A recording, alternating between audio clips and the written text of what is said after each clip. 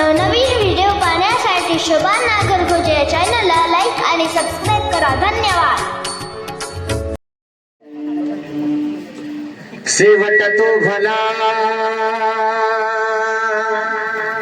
शेवट तो भला माझा बहु गोड झाला. आलो निजाच्या माहिरा, भेटे रखुमाईच्या वरा. परिहार झाला, परिहार झाला वखा दुःखाचा मागिला. आलो निजाच्या माहिरा, भेटी रखुमाईच्या वरा. तुका मनी बानी, तुका मनी बानी गेली आता गिहुधनी. आलो निजाच्या माहिरा, भेटी रखुमाईच्या वरा. महायोग पीठे तटे भीमरथ्या, वरं पुंडरीकाय दातुं मुनीन्द्रै. समागत्य तिष्ठं तमानंद कंदं, परब्रह्मलिंगं मजी पांडुरंगमी. गये विठाबाई, गये विठाबाई, गये विठाबाई. माझे पंढरीचे आई, माझे पंढरीचे आई, माझे पंढरीचे आई, माझे पंढरीचे आई, माझे पंढरीचे आई, माझे पंढरीचे.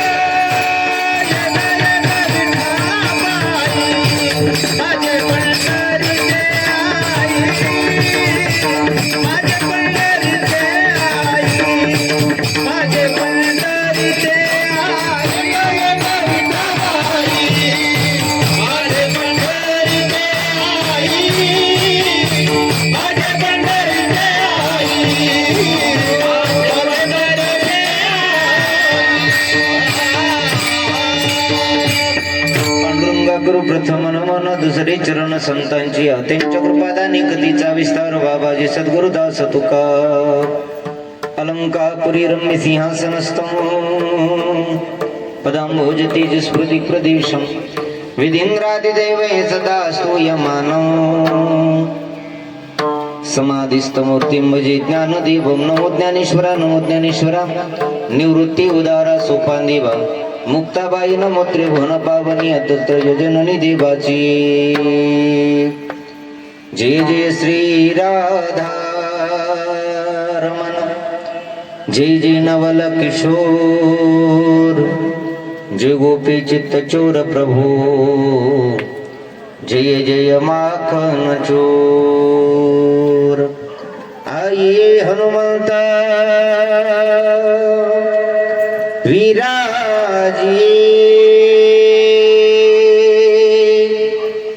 कथा कहो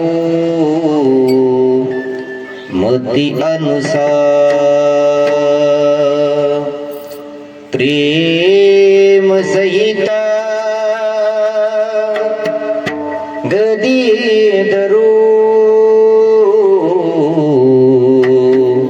पधारी पवन कुमार. पधारी पवन कुमार. शरण शरण जी हनुमंता, शरण जी हनुमंता, शरण शरण जी हनुमंता, शरण जी हनुमंता. रामदूता, तुम्हारो रामदूता, तुम्हारो रामदूता, तुम्हारो रामदूता, तुम्हारो रामदूता, तुम्हारो रामदूता.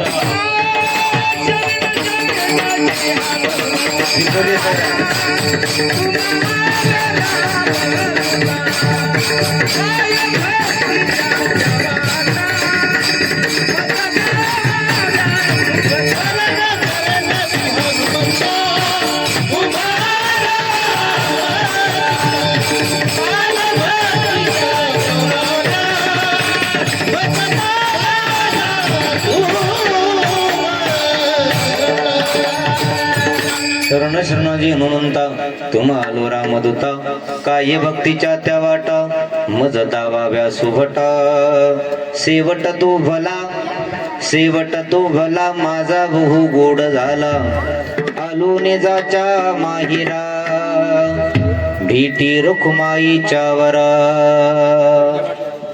मुक्त कैवल्यचे गुरु ते भगवान श्री ज्ञानोबा आहे. अखिल परमार हृदयामध्ये व्याप्त असले भगवान श्री तुकोबा आहे. आधी सर्व संत मंडळीच्या चरणावरती नतमस्तक होऊन तुम्हा सर्व श्रोतेजन माय बापांना विनम्र अभिवादन करून कीर्तन रूपी शिवला प्रारंभ. विठाला विठाला कीर्तन रूपी सेवेकरता घेतलेला अभंग भगवंताचे महान भगवत भक्त वारकरी साम्राज्याच्या कुलस्थानी विराजमान असणारे भगवान श्री तुकोबा आहे यांचा 4 चरणाचा बहुतेकांच्या परिचयाचा पाठांतरातला सर्वांना कळेल, सर्वांना पटेल अगदी सुंदर अभंग आहे. या अभंगाचा अर्थ जर कळाला तर जीवनाचं सार्थक कशात आहे हे आपल्याला निश्चित लक्षात येईल. विठाला एक शेवटचं वर्णन जगद्गुरु तुकाराम महाराज या अभंगामध्ये करतात. तुकोबराय म्हणतात शेवट तो भला माझा बहु गोड झाला. काही अभंग उपदेशपर तुकोबरायनं केले म्हणजे लोकांसाठी उपदेश केला. काही अभंग वरिष्ठांसाठी म्हणजे संन्याशांसाठी उपदेश केला. काही पामर जीवासाठी अज्ञान जीवासाठी उपदेश केला. आणि काही अभंग जगद्गुरु तुकोबरायनं स्वतःचे अनुभव जे आले अनुभव आले अंगा ते या जगा देत तसे चाखोनी सांगे मज अनुभव आहे अंगे. अनुभवानं सांगताय आणि तुकोबराय या अभंगात आपल्या जीवनामध्ये झालेला बदल, जीवनात झालेला शेवटचा दिवस गोड. प्रश्न असा पडतो शेवट गेल्यानंतर गोड होतो की जिवंतपणेच गोड होतो. तुमच्या आमच्या डोक्यात असं असतं की शेवट फक्त गेल्यानंतरच गोड होतो. पण शास्त्रानं असं वर्णन केलंय गोड शेवट गेल्यानंतर होतो की नाही होतो हे तुम्हाला आम्हाला ज्ञात नाही. शेवट गेल्यानंतर स्वर्गात माणूस जातो की आणखी कुठं जातो हे तुम्हाला आम्हाला नाही कळत. फक्त आपण भावनेनं त्या श्रद्धेनं आपण तेवढा विचार करू शकतो. पण तुकोबराय या अभंगाद्वारे माणसाचा शेवट कसा व्हावा आणि माणसानं शेवट कसा करावा याचं यथार्थ वर्णन करतात. तुकोबराय म्हणतात माझा शेवट गोड झाला. प्रश्न असा पडतो शेवट गेल्यानंतर गोड व्हावा की जिवंतपणी गोड व्हावा. गेल्यानंतर शेवट गोड झाला की कडू झाला तुम्हाला आम्हाला ज्ञात नाही. आपल्याकडे असं म्हणतात आप मर गए पीछे डूब गई दुनिया. आप म्हणजे आपण इथून निघून गेल्यानंतर जग कसं आहे किती गोड झालं की खारट झालं काय कसे राहतात याच्याशी काही घेणं देणं नाही. तुकोबराय म्हणतात जिवंतपणे आपला शेवट गोड करायचा असेल तर फक्त एकाच कारणाने जिवंतपणे शेवट गोड होतो आहे का ज्याच्या परिवारातली माणसं एक संघानं राहतात. आई वडील असो सासू सासरे असो पूर्ण परिवार ज्याच्या घरात एक संघ राहतो एका मुक्तीनं राहतात त्याच्या परिवारातला त्याच्या जीवनातला सगळ्यात मोठा स्वर्ग इथंच आहे जे कुटुंब एकत्रित राहतं ते स्वर्ग जर अनुभवायचा असेल तर आपल्या सगळ्या कुटुंबातल्या माणसाला मग ते कितीही जणाचा असो दोघाचा असो की चौघाचा असो की 8 जणाचा असो की 100 जणाचा असो कुटुंब एकत्रित राहिलं की त्याचा जिवंतपणे शेवट गोड होतो. त्याच्यापेक्षा पुढं शास्त्रातलं सांगतो तुकोबराय असं म्हणतात तुमचा आमचा शेवट गोड करायचा आहे. तुकोबराय म्हणले माझा शेवट गोड झाला माझं भलं झालं माझं चांगलं झालं. 2 शब्द अभंगात महत्वाचे आहेत. शेवट तो भला माझा बहु गोड झाला. गोडही झालं आणि भलंही झालं. प्रत्येकाला असं वाटतं की आमचं भलं व्हावं. असं कोणाला वाटत नाही माझं भलं व्हावं म्हणजे माझं चांगलं व्हावं असं प्रत्येकाची भावना आहे. मज लागी दुःख व्हावे ऐशी कोणी भावे ना जीवे. मला दुःख व्हावं मी पापात राहावं मला दुःख यातना भोगाव्या असं कोणालाही वाटत नाही. पण ते सुटल्याशिवाय राहत नाही. दुःख कोणालाच आवडत नाही पण ते आल्याशिवाय राहत नाही. दुःख बांधवडी आहे हा संसार सुखाचा विचार नाही कोठे. प्रत्येकाला आहे सुख पाहता जबा पाडे दुःख पर्वता एवढे. जगात सगळ्याला सुखाची अपेक्षा आहे पण साधू संतांना सांगितलं सुख बघितलं तर अगदी जवळ इतकं आहे आणि दुःख पाहिलं तर पर्वता इतकं आहे. दुःख नको असं कोणाला वाटतं. दुःख सगळ्याला अपेक्षित आहे का नाही. दुःख कोणालाच नको आहे. सुख मात्र सगळ्याला अपेक्षित आहे पण सुख सगळ्याला मिळत नाही. सगळ्याला असं वाटतं असं झालं पाहिजे तसं झालं पाहिजे तसं झालं पाहिजे. ऐका एक वाक्य आहे कोणाच्याच मनासारखं होत नाही बघा. जर प्रत्येकाच्या मनासारखं झालं असतं तर जीवनाला गंमत आणि देवाला किंमत कधी मिळाली नसती. होतं फक्त देवाच्या मनासारखं. आले देवाजीच्या मना ते कोणाची चालेना. त्याच्या म्हणण्याप्रमाणे हा संसार सृष्टी चालते. तुमच्या आमच्या फक्त मनानं असं वाटतं आपल्याला. प्रत्येकाच्याच मनासारखं घरी झालं असतं तर लोक कीर्तनाला सुद्धा आले नसते. जाऊ द्या लोकांचं सांगत नाही माझं सांगतो माझ्याच मनासारखं झालं असतं तर मी कीर्तन करत रोज फिरलो नसतो. जाऊ द्या, माझं नाही सांगत, हे उभा टाकलेले सांगतो. हे सकाळी एक करतात, दुपारी एक करतात, संध्याकाळी सापडलं तर पुन्हा दुसऱ्या सोबत कथा करून आली. आता महाराजाच्या कीर्तनाला उपस्थित राहिले, त्याच्या मनासारखं घरी झालं असतं तर ते कशाला गल्ल्याबोळे हुडकीत आलं असतं? आले नसते ना. प्रत्येकाच्या मनासारखं घरीच झालं असतं तर देवाजवळ कोणी आलं नसतं, संताजवळ कोणी आलं नसतं. पण तुकोबराय असं म्हणतात, ऐकागड्या, शेवट गोड करायचा असेल, हे 2 दिवस प्रत्येकाच्या जीवनामध्ये ठरलेले आहे. ज्याचा जन्म झाला त्याला मृत्यू येणार आहे. जो जन्माला आलाय त्याला एक दिवस जावं लागणार आहे. जो पाळण्यामध्ये झोपलाय त्याला एक दिवस तिरडीवर झोपावं लागणार आहे. आपल्या भाषेत ज्याचं बारसं झालं त्याचं तेरस ठरलेलं आहे, निश्चित ठरलेलं आहे. पण महाराज म्हणतात, आमचा शेवट आम्हाला गोड करायचा आहे. गेल्यानंतर उत्तमाची रे कीर्ती मागे, उत्तमाची रे कीर्ती मागे, उत्तमाची कीर्ती मागे, उत्तमाची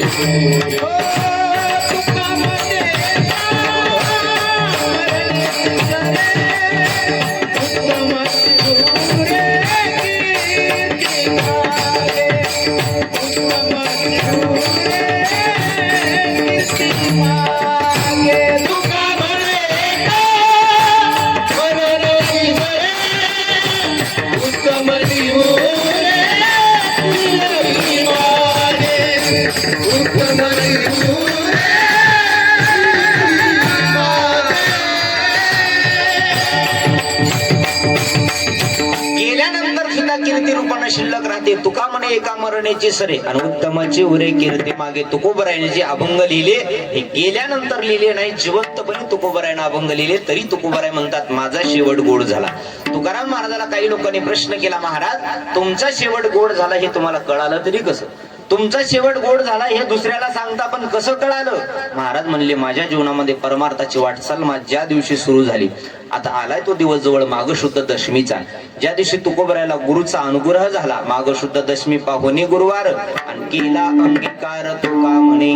त्या गुरुवारच्या दिवशी, माघ शुद्ध दशमीच्या दिवशी तुकोबरायाला बाबाजी नावाचे गुरुजी भेटले, सद्गुरु भेटले. आणि सद्गुरु भेटल्यानंतर परमार्थाची वाटचाल सुरू झाली. तुकोबराय म्हणले, माझं भलं झालं. कधी? त्या माघ शुद्ध दशमीच्या दिवशी माझं भलं झालं.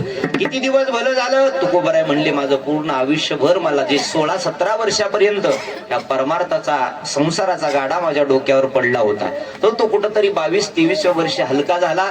बाबाजींनी मार्ग दाखविला. मार्ग दावून गेले आधी दयानिधी संत ते नेच पंथी चालू जाता. त्या मार्गावर मी चालत राहिलो.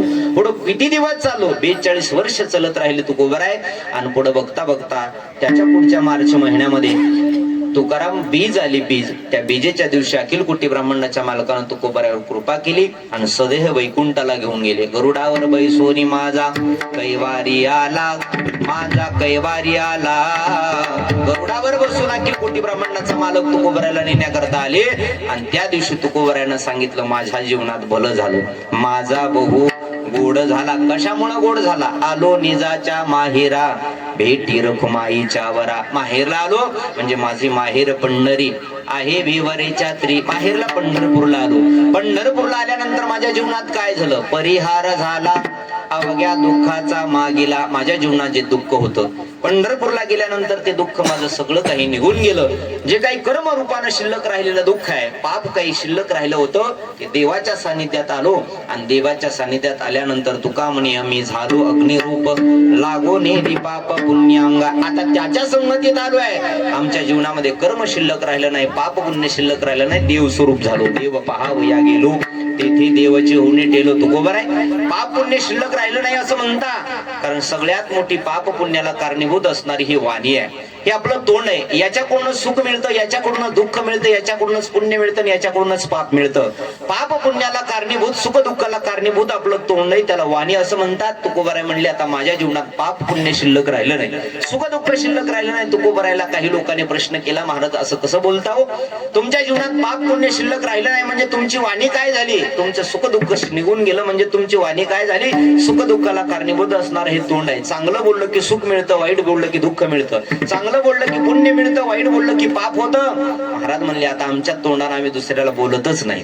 का तर आयुष्यभर आता इथून पुढे उरले ते हरी तुम्हा समर्पण. आता जे उरलेलं आयुष्य आहे, महाराज म्हणतात तुका म्हणे वाणी गेली आता गेहोदनी. आम्ही देवाला समर्पित करून टाकली आहे. समर्पिली वाणी पांडुरंग रायाची, आता पांडुरंगाला देऊन टाकली आहे. परिणाम काय झाला, माझी मज झाली अनावर वाचा. छंद या नामाचा घेतला किंवा दिवस न कळे रात्र न कळे, अंगी खेळे दैवत किंवा दिन रजनी हाची धंदा. गोविंदाचे पवाडे रात्रंदिवस फक्त पांडुरंगाचं चिंतन करतोय. म्हणून तुकोबाराय म्हणले शेवट तो भला माझा बहु गोड झाला. परिणाम जीवनामध्ये माझ्या जेवढं काही कर्म शिल्लक राहिलं होतं ते सगळं काही कर्म आम्ही विषय तो त्यांचा झाला नारायण. नावडे जनधन माता पिता. आता या जनाशी काही देणं घेणं नाही. फक्त सर्व भावे एक प्रमाण. अखिल कोटी ब्रह्मांडाचा मालक तो पांडुरंग परमात्मा. त्याच्याशिवाय आता आमच्या जीवनात काही शिल्लक राहिलं नाही. म्हणून तुकोबाराय म्हणले माझा शेवट गोड झाला. शेवट तो भला माझा बहु गोड झाला. असा अभंगाचा सरळ भावा तो तुमच्या पुढे मांडला. अभंगावर विस्तारानं चिंतन करण्यापूर्वी उर्वरित वेळ शिल्लक राहिला तेवढ्या वेळामध्ये चिंतन करण्यापूर्वी अल्पसा परिहार द्यायचा. तो म्हणजे असा सर्वांना ज्ञात आहे तरी परंतु वक्त्याचं कर्तव्य असतं म्हणून माझं कर्तव्य पार पाडतो. कैलासवासी वैकुंठवासी अमृत श्रीपतरावजी चव्हाण यांच्या गोड जीवनाच्या गंगा पूजनाच्या निमित्तानं हरिकीर्तन आणि उद्या अन्नदान आयोजित केलेलं आहे. त्यांचे दोन्ही सुपुत्र आमचे शिवाजी भाऊ आणि दुसरे किशोर भाऊ आणि त्यांच्या सुकन्या आमच्या चव्हाण मॅडम, कदम मॅडम, या सर्व परिवारानं, आमच्या आई असतील, या सर्व परिवारानं आपल्या वडिलाच्या ऋणातून मुक्त होण्यासाठी सुंदर असा केलेला प्रयत्न आहे. बघा आपल्यावर 3 ऋण नेहमी आहेत. गेलेल्या माणसाची आठवण येतेच, कारण एक जीवनातलं सगळ्यात मोठं दुःख आहे. बघा आपण जोपर्यंत आहोत ना तोपर्यंत आपल्याला एक गोष्ट अपेक्षित आहे. प्रत्येकाला एक गोष्ट अपेक्षित आहे. जोपर्यंत आपण जिवंत आहे, शेवट ज्या दिवशी होईल त्या दिवशी कदाचित त्या संपेल का नाही माहिती नाही, पण ती गोष्ट मात्र प्रत्येकाला लागते. राजभाऊ महाराज ज्याला आई आणि वडील असं म्हणतात. आपण जोपर्यंत जिवंत आहे तोपर्यंत प्रत्येकाला असं वाटतं की माझी आई माझा बाप माझ्या जवळ राहावा, माझी आई माझा बाप माझ्या जवळ राहावा मरेपर्यंत. कारण गए हुए कभी आते नाही लेकिन उनकी याद जरूर आती है. गेलेली माणसं परत येत नाहीत, त्यांचा वेळ ठरलेला आहे. या जगाचा नियम असा आहे, ज्याचा जन्म झाला त्याला मृत्यू येणार आहे. तुमचं आमचं सोडा येत नाही ओरो. आले अवतार एरते पामर जीव किती. जिथं देवाधिकांना सुद्धा त्यांची वेळ आली की इथून जावं लागलंय. दुःख हे खूप मोठं आहे, त्या दुःखाची गणना करता येत नाही. पण काहीतरी करून समजूत करून पांडुरंगाचं चिंतन, देवाचं चिंतन, उरले ते हरी तुम्हा समर्पणी या युक्तीप्रमाणे तो परमार्थाचं कार्य करावं लागतं. 3 ऋण प्रत्येकावर आहे. बघा एक ऋण आहे देवाचं, त्या देवाचं ऋण प्रत्येक माणसावर आहे. तुम्हा सगळ्यावर आहे देवाचं ऋण. दुसरं आहे संत ऋण, प्रत्येकावर आहे. आणि तिसरं आहे पितृ ऋण. हे 3 ऋण माणसाच्या जीवनामध्ये महत्वाचे आहे आणि या 3 ऋणातून मुक्त होण्यासाठी माणसानं प्रयत्न केला पाहिजे. देवाच्या ऋणातून आपण मुक्त होऊ शकत नाही, संताच्या ऋणातून तुम्ही आम्ही मुक्त होऊ शकत नाही, आणि 3 नंबर जन्म देते मायबापाच्या ऋणातून आपण कदापि मुक्त होऊ शकत नाही. असं म्हणतात बघा, आपल्या शरीराच्या कातड्याची जोडी करावी, पायाची चपल करावे, जन्म देत्या मायबापाच्या. संतांच्या किंबहुना देवाच्या जरी पायात घातले तरी उपकार त्यांची भेटणार नाही. देवानं अगणित असे उपकार तुमच्या आमच्यावर केले आहेत. काय केलंय त्यानं? जेने हा जीव दिला दान, जेने हा जीव दिला दान, जेने हा जीव दिला तयाचे करीन चिंतन, तयाचे करीन चिंतन, तयाचे करीन चिंतन. जगजीवन नारायण, जगजीवन नारायण, जगजीवन नारायण, जगजीवन नारायण. काही गुण दयाचे, दयाचे, गुण दया, गुण दयाचे.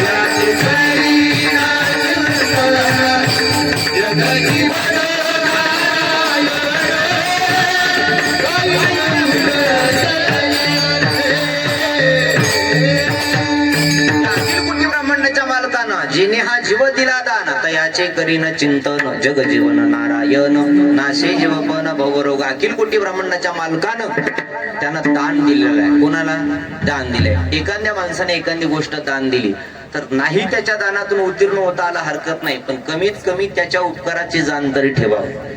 का जाण ठेवावी? एवढ्या दिवस मोरारजी भाऊ संघ होते म्हणून तरी जाण ठेवावी. अखिल कोटी ब्रह्मांडाच्या मालकानं हे देव हा देहच दान दिलाय आणि हा देह दान दिल्यानंतर कमीत कमी त्याचे उपकार मानणं तरी माणसाचं आद्य कर्तव्य आहे. पण माणसं असं म्हणतात, देवा तू आम्हाला काय दिलं? सहज माणसं म्हणतात, देवा तू आम्हाला काय दिलं? पण सांगू, जेवढं काही दिलंय हे देवानच दिलंय अशी भावना प्रत्येकाच्या अंतःकरणात असावी. पण माणसं फक्त सुख आलं की असं म्हणतात सगळं काही केलं की आम्ही केलंय. महाराज 1 रुपया सुद्धा नव्हता एवढं कष्टानं, अहो जन्म देत्या मायबापानं हाकलून दिलं असं म्हणतात लोक, आणि स्वतःच्या पायावर उभं टाकून एवढं आम्ही कमवलंय असं म्हणतात. पण त्या देवानं जर जन्मालाच घातलं नसतं तर वरून पडलं असतास का? नाही ना.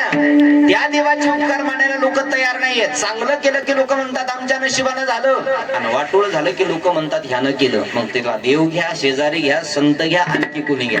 चांगलं केलं की लोक स्वतःच नाव लावतात, आमच्या कर्माचं नाव लावतात, कर्तृत्वाचं नाव लावतात, आणि वाईट झालं की लोक नशिबाकडे जातात. माझं असं मत आहे का, नशिबाकडे जा, कुणाचं नाव घ्या अथवा न घ्या, आणि कमीत कमी देवाला सुद्धा तरी म्हणा की देवा हे सगळं चाललंय ना, हे फक्त तुझ्या आशीर्वादानं चाललंय.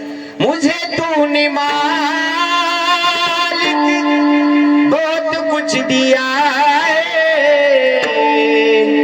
तेरा शुक्रिया है, तेरा शुक्रिया है. मुझे तूने मालिक बहुत कुछ दिया है, तेरा शुक्रिया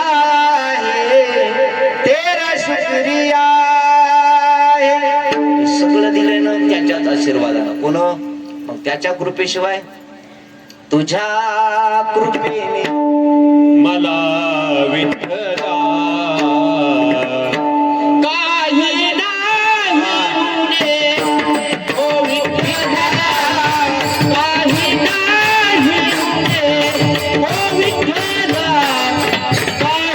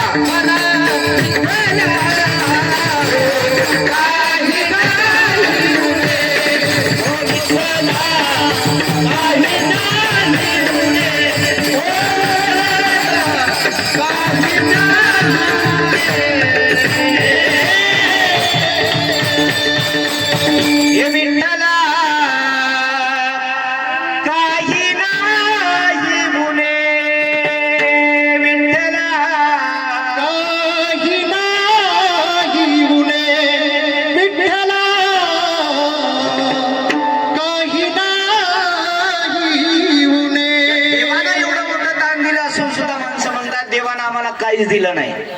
देवानं काहीच दिलं नाही. उपकार आहे, देवानं जिवंत ठेवलं, हेच मोठा त्याचा उपकार आहे. विठाला ब्रह्मांडाच्या मालकानं हा सुंदर असा देह दिलाय. असं म्हणतात आपण बघा, देवे दिला देह भजना गोमटा. पुन्हा देवे दिला, देवानं दिलाय. देवानं दिला नसतं तर मग इथं येऊन संसारात एवढं टुडबुड करायचं जमलं नसतं. अखिल कोटी ब्रह्मांडाच्या मालकानं कल्पना करा, ज्याला हात नाही त्याला हाताची किंमत विचारा, ज्याला डोळे नाही त्याला डोळ्याची किंमत विचारा. जे आंधळे आहेत अण्णावाना नाही, जे आंधळे आहेत हे अण्णा आंधळे, ते जे आंधळे आहेत त्यांना विजरा डोळ्याची किंमत, एक एक अवयव गेल्यानंतर त्याची किंमत कळते. कोट्यावधी रुपये, तुम्ही तर लातूर मध्ये राहणार आहे, कोट्यावधी रुपये दिले तरी जशाच तसा अवयव परत मिळत नाही, गेलेला परत मिळत नाही. सगळ्या गोष्टीला वन्स मोर आहे बघा, पण नरदेहाला वन्स मोर नाही. सगळ्या गोष्टीला वन्स मोर आहे. सत्ता गेली पुन्हा कमवता येईल, पैसा गेला पुन्हा कमवता येईल, जमीन गेली पुन्हा कमवता येईल, बायको गेली पुन्हा नाही, एकच भेटना आता. बरोबर आहे. विठ्ठला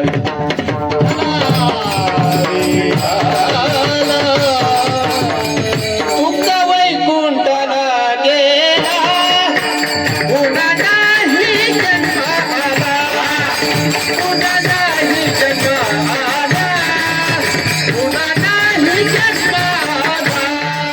तुमचा वैकुंठाला गेला पुन्हा नाही जन्म आला, पुन्हा नाही जन्म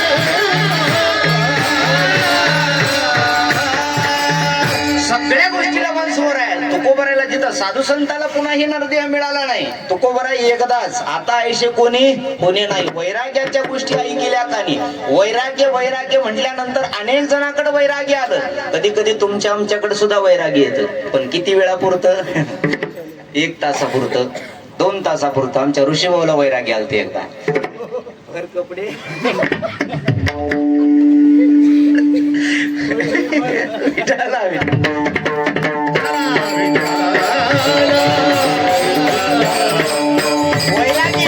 पण आपलं वैराग्य आहे का? नाही. तुकोबरायचं वैराग्य, ज्या तुकोबरायला 400 एकरची जागीरदारी होती.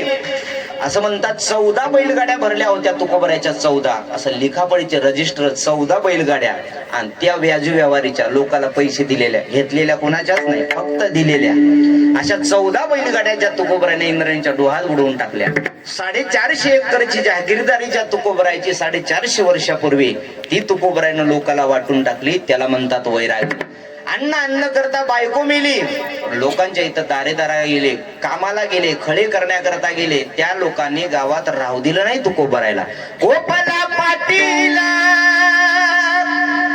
गावीचे हे लोक,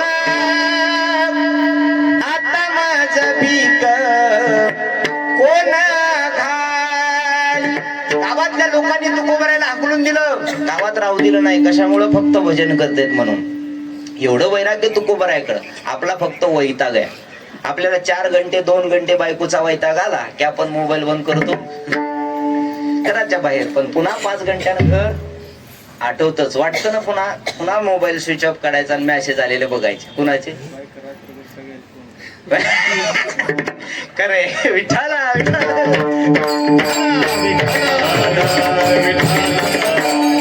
कधीच मोबाईल बंद करत नाही. जेवढा वेळ झाला मोबाईल बंद. वा, इथे मी कुणाच सांगत नाही, पुन्हा पुन्हा मला काय म्हणायचं नाही. मी फक्त कीर्तनातलं सांगतो. विठाला वैताग वेगळा आणि वैराग्य वेगळा. त्या तुकोबरायनं असा विचार केला आणि तुकोबरायनं तुम्हा आम्हाला उपदेश केला. आलात नरदेहा जन्माला, सगळ्या गोष्टी पुन्हा पुन्हा मिळतील, पण नरदेह पुन्हा मिळणार नाही. एकदा नरदेह गेला की पुन्हा नाहीये नरदेह. एक राजा शिकार करण्याकरता जंगलात गेला. ऐका पुढे, एवढं जरी कळलं तरी आपलं कीर्तन कळालं. शिकार करण्याकरता राजा जंगलात गेला, नरदेहासाठी सांगतोय. आणि शिकार करण्याकरता जंगलात गेल्याच्या नंतर त्याने एका झाडावर शिकार पाहिली. त्याला वाटलं आता याच पक्षाला मारावं आणि परत वापस आपण राजधानीला निघून जावं. त्यानं भात्यातला बाण काढला, रथ उभा केला, एकटाच आलेला होता. त्यानं एकटक्ष होऊन त्या पक्षाकडे पाहायला लागला. बाण धरला, तेवढ्यामध्ये त्या रथाच्या खाली एक साप चलत होता. तो साप होता आणि त्या सापाला असं वाटलं राजा रथ माझ्या अंगावर घालल, मला मारून टाकल, याच्यापेक्षा मी रथात जावं, राजाला चावावं आणि त्यालाच मारून टाकावं. असं म्हणतात शास्त्रात आणि मोठे वयस्कर मंडळी सुद्धा की साप सहसा कुणाच्या वाटेला जात नाही. साप जो घरात निघतो ना, तो साप सहसा कुणाच्या वाटेला जात नाही. कारण माणसाचंही किती नवल आहे बघा. साप जर घरात निघाला तर त्याला काठीनं मारायला निघतो आपण, आणि साप जर मंदिरात निघाला तर त्याला दूध पाजायला आपणच जातो ना. दुसरे येतात का? नाही. घरात निघाला की त्याला मारायचं, मंदिरात निघाला की त्याच्या पाया पडायचं. तो साप सहसा कुणाच्या वाटेला जात नाही, रस्त्याला जात नाही. त्याच्या रस्त्यानं तो चालला, त्याला जर कुणी आडवा आला, त्याला जर कवळलं, त्याला जर दगड मारला तर तो चावतो असं म्हणतात. मी काय अनुभवलं नाही. राजाला असं वाटतं, राजा शिकार करण्यामध्ये मग्न होता. त्या सापाला असं वाटलं राजा मला मारल, अंगावर चाक घालून मारून टाकल मला. रथाच्या चाकावर आपण जावं आणि त्यालाच चावावं, मारून टाकावं. सापानं तेच केलं. सापानं रथावर चढायला लागला. तिथून एक वाटसरू लाकडाची मुळी डोक्यावर घेतलेली आहे आणि लाकडं तोडून घरी निघालाय. लोहार होता, त्याचा धंदा होता. रोज जंगलातली लाकडं तोडायचा, त्याचा कोळसा करायचा आणि बाजारात नेऊन विकायचा. कारण पूर्वी 450-500 वर्षाची गोष्ट आहे. कोळसा सुद्धा बाजारात विकायचा बघा. आंध्राने 4 आणे 10 पैसे 5 पैशाला तो कोळसा विकायचा आणि त्याचा संसार त्याच्यावर भागवायचा, त्याचं कुटुंब त्याच्यावरती चालवायचा. त्यानं ती लाकडाची मुळी डोक्यावर घेतली होती. त्या रथापासून जात होता. रथाजवळून जात असताना त्याचं लक्ष गेलं रथाकडे. राजा दिसला, त्या प्रांताचा राजा आहे. त्याला ओळखू आलं. त्यांना वाटलं की आपला राजा शिकार करतोय. आनंद वाटला, निघाला पुढं. तेवढ्यामध्ये पुन्हा त्याचं लक्ष गेलं त्या चाकावर. तर चाकावर साप चढलेला दिसला. त्याला दया आली त्या लोहाराला. लोहाराच्या हातात कुऱ्हाड होती. त्यानं ती कुऱ्हाड उजव्या हातातली अशी फेकून मारली आणि कुऱ्हाड फेकून मारल्याच्या नंतर ती कुऱ्हाड लागली सापाच्या पाठीवर. सापाचे 2 तुकडे झाले. चाकाचा आवाज खटकन आला. आवाज आला, राजाचं लक्ष विचलित झालं. झाडावर बसलेला पक्षी उडून गेला. राजाने इकडं तिकडं पाहिलं, जवळ कोणी दिसत नाही. लांबून हाकेच्या अंतरावर लोहार जातोय. पण जिथून आवाज आला त्या चाकाच्या दिशेने त्यानं पाहिलं तर कुऱ्हाड पडलेली आणि त्या कुऱ्हाडीच्या दोन्ही साईडला सापाचे तुकडे पडले. एक उजव्या हाताला पडलाय, एक डाव्या हाताला पडलाय. हे सापाचे तुकडे पाहिले राजानं आणि राजाला दया आली. राजाने इकडं तिकडं पाहिलं, माणूस फक्त तो एकटाच लोहार दिसतोय. आवाज दिला, ओ दादा इकडं या. जवळ आला लोहार. लोहारानं हात जोडला आणि राजा म्हणायला लागला, ही कुऱ्हाड तुमचीच आहे का? म्हणे हो राजा सरकार. या सापाला तुम्हीच मारलं का? हो, रस्त्याने जात होतो, सहज लक्ष गेलं तुमच्या चाकाकडे, तिथं साप दिसला, असा फेकून कुऱ्हाड मारली. योगायोगानं त्याच्या पाठीवर लागली. त्याचे 2 तुकडे झाले. राजाला दया आली. राजानं सांगितलं, अरे लोहार दादा, आज तू माझा जीव वाचवलास. बोल तुला काय पाहिजे, बोल तुला काय पाहिजे. म्हटल्यानंतर गरीब होता लोहार. त्याने सांगितलं काही नको मला. असं म्हणतात शास्त्रात बघा, गरीबाला कशाची अपेक्षा नसते. गरीब त्याच्या संसारात सुखात आहे. त्याची चटणी भाकर घरात असू द्या, त्याला अपेक्षा नसते. गरीबाला अपेक्षा असतात फक्त श्रीमंताला आणखी श्रीमंत व्हायचं. गरीबाला कशाची अपेक्षा? तो त्याच्या संसारात सुखात आहे. राजाने असा विचार केला, अहो नाही, तुम्ही माझा जीव वाचवलाय. आज माझा राजवैभव, माझी सत्ता, माझा पैसा हे सगळं तुमच्यामुळे आहे. आज यदा कदाचित योगायोगानं मला जर साप चावला असता तर मला पाणी मागायला सुद्धा कुणी आलं नसतं किंवा पाणी म्हणता आलं नसतं. माझा प्राण गेला असता तर माझी सत्ता, संपत्ती, राज ऐश्वर्य काय कामाचं होतं? माझ्यावर उपकार केलाय होतो. बोला तुम्हाला काय पाहिजे. लोहारानं सांगितलं, दादा खरंच काय नको मला. अहो मी रस्त्याने जात होतो, सहज लक्ष गेलं म्हणून तर मारलं. मी काही त्याला अट्टहास केला नाही तुमचा जीव वाचवण्याकरता. पण तरी राजानं सांगितलं, तुम्ही माझ्यावर उपकार केलाय. नजर चुकीनं का होईना, सहज का होईना तुम्ही माझ्यावर उपकार केलाय. पण हुशार माणसं त्यांना म्हणतात, अगणित का होईना कुठल्या ना कुठल्या स्वरूपात आपल्यावर एखाद्यानं जर मदत केली तर त्या मदतीचा मोबदला त्याला दिलाच पाहिजे. याला हुशार माणूस म्हणतात. राजा होता, हुशार होता. राजाने विचार केला, त्याला अपेक्षा नाही, पण आपल्याकडे राजवैभव आहे, राज ऐश्वर्य आहे, सत्ता आहे, संपत्ती काय नाही आपल्याकडे. त्याला कशाची अपेक्षा नाही म्हणून आपण द्यायची नाही का? राजाच्या मनात आलं आणि म्हणायला लागला, अहो बोला काय पाहिजे, देतो मी आज तुम्हाला जे पाहिजे ते देतो. तुम्ही माझा जीव वाचवलाय. लोहारानं सांगितलं, काही नको हो दादा. राजाचं लक्ष त्याच्या डोक्यावर गेलं. राजानं पाहिलं तर मुळ्यावर लाकडाची मुळे आहे. सहज राजानं विचारलं, काय करता हो तुम्ही? काही नाही हो, लाकडं जंगलातले तोडतो, इथले तोडतो, तिथं कुणी अडवलं तर दुसरीकडे जातो, तिथं कुणी अडवलं तर तिसरीकडे जातो, थोडेसे लाकडं गोळा करतो, घरी आणतो, कोळसा करतो, बाजारात नेऊन विकतो. दया आली. राजानं सांगितलं, हे बघा आजपासून तुम्ही इकडं तिकडं फिरायचं नाही. हे माझ्या उजव्या हाताला 5 एकर चंदनाची बाग आहे. किती एकर? 5 एकर. आजपासून ही तुमची बाग. तुम्हाला जेवढी लाकडं पाहिजे त्यातले तेवढे लाकडं घ्या. त्या लोहाराला त्या चंदनाच्या बागेचा आनंदही नाही आणि दुःखही नाही. त्यानं असा विचार केला, ठीक आहे राजाची आज्ञा. ती राजा त्याच्या घरी निघून गेला. लोहार त्याच्या घरी आला. घरी आल्या 2 दिवस त्यानं ते लाकडं वाळले, कोळसा केला, बाजारात नेऊन विकला. आणि बाजारात नेऊन विकल्यानंतर पुन्हा 2 दिवसानं कुऱ्हाड घेऊन शेताकडे निघाला. आता दोरी घेतली लाकडं बांधण्याकरता आणि दोरी घेऊन पुन्हा लोहार जंगलाकडे निघाला. 2 दिवसानंतर त्याला आठवलं, त्या चंदनाच्या बागेमध्ये जवळ आल्याच्या नंतर राजाने ही 2 दिवसापूर्वी बाग आपल्याला दिली आहे. ऐका बरं का, गोड आहे ही बाग आपल्याला राजाने दिली आहे. पण इथं कुणी दिसत नाही. जर कुणी अडवलं तर आपण दुसरीकडे निघून जाऊ, नाही अडवलं तर आपण ह्याच्यातले 4-2 लाकडं तोडू, घरी आणू, त्याचा कोळसा करून बाजारात नेऊन विकू. लाकडं कशाची होती? चंदनाची. लोहाराच्या डोक्यात काय आलं? तोडावे, घरी आणावे, त्याचा कोळसा करावा आणि बाजारात नेऊन विकावा. त्यानं तेच केलं त्याच्या बुद्धीप्रमाणे. आत आला, त्यानं लाकडं तोडली, त्याला काही कुणी अडवलं नाही. त्याला जेवढे उचलतील एवढी त्यानं मोडी बांधली, डोक्यावर घेतली, घरी आला. आनंद वाटला. खरंच राजानं आपल्याला 5 एकर चंदनाची बाग दिली आहे. आणलं त्यानं घरी, ते लाकडं वाळवली, त्याचा कोळसा केला आणि बाजारात नेऊन विकायला लागला. रोज त्याचा हा नित्यनेम चालायचा. त्या 5 एकरच्या चंदनाच्या बागेमध्ये जायचा, लाकडं तोडायचा, घरी आणायचा, त्याचा कोळसा करायचा आणि बाजारात नेऊन विकायचा. झोपली असाल तर थोडेसे जागे व्हा. लाकडं कशाचे होते? चंदनाचे होते. ते लोहार काय करायचा? कोळसा करायचा आणि बाजारात नेऊन विकायचा. कशाची लाकडं होती? चंदनाची. काय करायचा? चुली द्या रात्रभर असच. कोळसा करायचा, बाजारात नेऊन विकायचा. असं राजेभाऊ सारखंच भोळ. रोज त्यानं जायचं, चंदनाच्या बागेतली लाकडं तोडायचे, घरी आणायचे, वाळवायचे, कोळसा करायचा, बाजारात नेऊन विकायचा. 4 वर्ष लोटून गेली. 4 वर्षानंतर त्या राजाला वाटलं चला एकदा गाव तरी फिरून यावं. कारण 4 वर्ष लोटले, 5वं वर्ष जवळ आलं की राजे महाराजे गाव फिरण्याकरता येतात. लक्ष असू द्या बरं, आता जवळ आले, उभा टाकणार आहे, लक्ष असू द्या. राजे महाराजे गाव फिरण्याकरता येतात आणि गाव फिरण्याकरता आल्याच्या नंतर त्यानं ते गाव फिरण्याकरता आला. सगळं गाव नगर फिरलं. त्याला वाटलं लोहारला आपण 5 एकर चंदनाची बाग दिली असेल, चला आता तो श्रीमंत झाला असेल, त्यानं खूप पैसे कमवले असतील, बंगला बांधला असेल, ऐश्वर्यात राहत असेल, चला त्याचं ऐश्वर्य पाहून तरी यावं. म्हणून राजा शेवटचं घर लोहाराचं त्या घरी आला. राजानं लांबून पाहिलं तर तेच पत्र काळे झालेले. काय करू करू कोळसा करू करू तेच पत्र काळे झालेले. तोच लोहाराचं ते फाटकं घर, त्याच्या अंगावर फाटकं धोतर, मळालेलं शर्ट नाही अंगावर, टावेल टाकलेली, घाम पुसतोय आणि भाता हलवत बसलाय. भाता हलवत बसलाय लाकडाचा कोळसा करत. राजानं आवाज दिला, ओ लोहार दादा. ओळखलं का? ओळखलं का म्हटल्याबरोबर, आवाज आल्याबरोबर पटकन उठून उभा टाकला. वा वा भाऊ, तुम्ही आलात आज? आनंद वाटला. वाटलं राजे तुम्ही आलात, गरीबाच्या घरी कसं काय येणं केलं? काही नाही रे, तुझं कसं चाललंय हे पाहण्याकरता आलो. लोहारांना हात जोडले आणि सांगितलं, अहो तुम्ही दिलेल्या चंदनाच्या बागेवर 4 वर्ष अत्यंत आनंदात सुखात आहे, सुखात आहे. राजाने इकडं तिकडं पाहिलं तर तेच फाटकं शर्ट दिसतंय, तेच धोतर दिसतंय, तोच भाता दिसतोय, तेच पत्र दिसते, पत्र सुद्धा बदलले नाही, तेच दिसतंय आणि आनंदात चाललंय म्हणतोय. राजाच्या लक्षात आलं नाही. अरे खरं सांग कसं चाललंय? कारण कुणीही माणसानं विचारलं की अहो कसं चाललंय, माणसं फक्त म्हणतात मजेत आहे. फक्त म्हणण्यापुरतच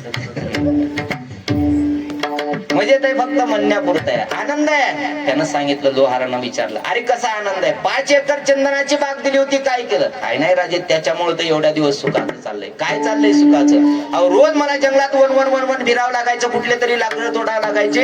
एखादा शेतकरी यायचा, त्यानं म्हणायचे इथले तोडू नको, पुन्हा तिकडे जायचं, त्यानं म्हणायचं तिथले तोडू नको, पुन्हा तिकडे जायचं.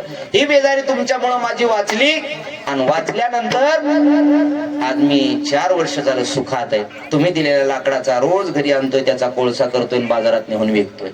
राजाला वाईट वाटलं. किती एकर संपवले रे? सगळं संपलं म्हणला. 5ला 5 एकर. किती राहिले? हे बघा, हातभर लाकूड राहिले शेवटचं भट्ट्यात. तेवढं जाळतोय, तेवढं जाळलं की आनंद नाही. पुन्हा काहीतरी बघावं लागल दुसरं. राजाला दया आली. राजानं विचारलं, किती पैसे कमवले रे? काय विकून? कोळसा विकून. कपडे नाही. किती कमावले? अहो राजे गरिबाची चेष्टा करता का? लग्नात किती पैसे मिळत असते तसे चेष्टा करता का मग गरिबाची? अहो काही नाही, 2-3 हजार रुपये आतापर्यंत कमवले असतील. आता त्यावेळेचे 2-3 हजार रुपये आतापर्यंत कमवले असतील. राजाला दया आली. राजाने सांगितलं, ते हातभर लाकूड मला देशील का? हो राजे, तुम्हीच दिलेलं लाकूड आहे, तुम्हाला का नाही देणार? आता आहे का? गोड आहे. ते लाकूड हातातलं, ते जळालेलं लाकूड, पुढचा भाग त्या लोहारानं तोडला आणि एक हातभर लाकूड राजाच्या हातात दिलं. राजाने ते हातात घेतलं आणि पुन्हा लोहाराच्या हातात दिलं. लोहाराला सांगितलं, ते बघ एक गल्लीत दुकान आहे. म्हणे हो दुकान आहे. 40 वर्ष झालं त्या दुकानाकडून येणं जाणं करतोय. जा त्या दुकानदाराला म्हणावं, या हातभर लाकडाचे पैसे किती देशील? लोहारला वाईट वाटलं. लोहार म्हणला, गरीबाची चेष्टा करताय. आता पैसे किती झाले विचारले आणि पुन्हा लाकडाचे पैसे दुकानदाराकडून आण म्हणताय. दुकानात घेता लाकूड तुम्ही? नाही. आता दुकानदाराकडून लाकूड आणा. ते दुकानदार पैसे तर द्यायचं नाही, पण त्याच लाकडानं पैसे तर द्यायचा नाही. कारण आतापर्यंत कितीतरी मुळ्या त्याच्यापासून मी लाकडाच्या घेऊन आलोय. त्यानं कधी आवाज देऊन पैसे देतो असं म्हणला नाही. आणि आता राजाची आज्ञा आहे, नाही जावं तर राजा काहीतरी कर. राजा बोले बांधल आहे. राजाची आज्ञा नाही जावं, प्रश्न पडला त्याला काय करावं, पण विचार होता, हुशार होता, गरीब होता पण हुशार होता. त्यानं असा विचार केला आज्ञा राजाची आहे. त्यानं हातभर लाकड घेतलं, दुकानदाराजवळ आला आणि दुकानदाराला म्हणतो, हो दुकानदार साहेब, मी माझ्या मतानं आलो नाही बरं, मला ह्यांनी आणलंय. तुन मी माझ्या मतानं आलोय का? अजिबात नाही. मला ह्यांनी बोलवलंय, मी माझ्या मतानं आलोय का? नाही, माझं नाही सांगत, दुकानदाराचं सांगतोय. दुकानदारानं म्हणायला लागला, माझ्या मनानं आलो नाही, मला राजानं पाठवलंय. ते बघा माझ्या दारासमोर राजाचा रथ उभा आहे, त्या राजानं असं सांगितलं, या हातभर लाकडाचे पैसे किती देसा. दुकानदारला वाकून पाहिलं, राजाचा रथ उभा होता. लाकूड हातातलं घेतलं, वाज घेतला, पाहिलं चंदनाचं लाकूड आहे. लाकूड त्यानं खाली ठेवलं, गल्ल्यातले 20,000चं बंडल काढलं आणि लोहाराच्या हातात ठेवलं. लोहाराच्या हातात ठेवलं, तसा लोहार रडायला लागला, म्हणायला लागला, गरीबाची चेष्टा कोणी बी करत का हो? राजाने विचारलं होतं, आतापर्यंत कोळशाचे किती पैसे कमवले? 3,000 मी सांगितलं. राजानं सांगितलं, जा लाकडाचे पैसे घेऊन ये. हातभर लाकडाचे तुम्ही सुद्धा 20,000 देता, काहू गरीबाची चेष्टा करता दुकानदार साहेब? दुकानदाराकडून पाहिलं, लोहार रडतोय. लोहार रडणाऱ्या लोहारला दुकानदार म्हणतो, दादा रडू नका, पैसे कमी झाले असले तर सांगा, पण रडू नका. रडणं जर राजानं ऐकलं तर राजा माझं दुकान बंद करल. राजा आहे तो, माझं दुकान बंद करल. कमी झाले असं वाटत असेल तर आणखी 5,000 झाला, त्याच्या हातात ठेवले. आणखी लोहार तर मोठमोठ्यानंच रडायला लागला. किती झाले हो? 25,000 झाले. 25 रडायला लागला. रडणाऱ्या लोहारला दुकानदार म्हणला, बाबा रडू नको, आणखी कमी वाटत असले तर देतो, पण रडू नको. किती पैसे पाहिजेत? रडू नको बाबा, सांग तर काय झालं रडायला? रडत त्या लोहारानं सांगितलं, हो दादा, अशा लाकडाची 5 एकर चंदनाची बाग राजाने दिली होती. किती एकर? 5 एकर. लोहार म्हणला, अरे मग कुठे आहेत ते? दुकानदार म्हणला, अरे कुठे आहेत लाकडं? हे लाकडं घेऊन आपण तिथं नाही विकले तर लातूरला जाऊ. कशाला? लाकडं विकायला लातूरला घेऊन येऊ आपण. काय झालं सांग ना रडायला? तेवढ्यात रडणारा लोहार दुकानदाराला म्हणायला लागला, दादा याच्या करता रडतो, 5 एकर चंदनाची बाग त्या राजाने दिली होती, पण मला त्याची किंमत कळाली नाही. मी त्याचा कोळसा केला आणि बाजारात नेऊन विकलाय. दुकानदार म्हणायला लागला, रे मूर्खा, 5 एकर ज्याच्या चंदनाची बाग ज्या राजानं तुला दिली होती त्याचा तो कोळसा केलास आणि बाजारात नेऊन विकलास, आणि आता हातभर लाकडासाठी रडायला लागला. त्यानं 25,000चं बंडल खाली दुकानदारापाशी टाकलं आणि पळत राजाच्या जवळ गेला. पाय धरले. राजाला म्हणला, राजे माफ करा, चूक झाली माझ्याकडून, आणि मग अशी चंदनाची बाग तुम्ही दिली होती हो, मला त्याची किंमत नाही कळाली, राजे माफ करा. राजानं सांगितलं, जाऊ दे रे, आता गेली वेळ निघून एकदा का गेली असं म्हणतात बघा. गेलेला वेळ आणि गंगेचं वाहिलेलं पाणी, नदीचं वाहतं पाणी, गंगेचं वाहतं पाणी पुन्हा कधी परत येत नाही. जीवनामध्ये काही गोष्टी आपल्याला एकदाच मिळतात बघा. संधी आली आहे तर असं म्हणतात, त्या संधीचं सोनं केलं पाहिजे. झाली तर संधीचं सोनं होतं, नाही तर जीवनाची राख होती, जीवनाचा कोळसा व्हायला वेळ लागत नाही. दया आली. राजानं डोक्यावर हात ठेवला आणि सांगितलं, जाऊ दे, आता कळालंय ना तुला की चंदनाच्या बागेची अनमोल किंमत आहे. राजा उपदेश करायला लागला, माझा दृष्टांत संपला, आता ऐका, मी काही चंदनाचं त्या लाकडाचं सांगण्याकरता आलो नाही, तुमचा वेळ खूप महत्वाचा आहे का? वर बसलेला राजा, तो अखिल कोटी ब्रह्मांडाचा मालक, ज्याला देव असं म्हणतात, हे विश्व ज्याच्या सत्तेने तो राजा आहे, या ब्रह्मांडाचा राजा आहे. त्या ब्रह्मांडाच्या राजाने ही 5 एकर चंदनाची बाग तुम्हा आम्हाला दिली आहे. हा देह 5चा आहे. देह हा 5चा, आणेला उसना, आग तेज वायू आकाश पृथ्वी जल. 5 जणांपासून आपण हे उसना आणलंय. हे शरीर, हे उसना आणलेलं शरीर एक दिवस त्याला परत जायचंय, द्यायचंय त्याला परत. पण चंदनाच्या बागेसारखी जशी अनमोल किंमत चंदनाच्या बागेची ना, तशी या शरीराची अनमोल किंमत आहे. मनुष्य जन्म अनमोल रे, वाटी रे नरोल रे, मनुष्य जन्म अनमोल रे, वाटी रे नरोल रे.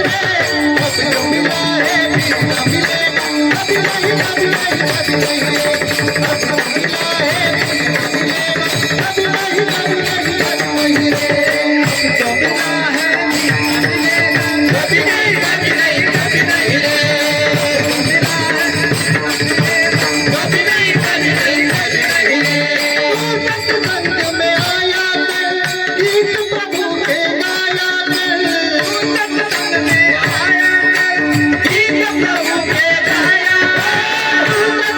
you.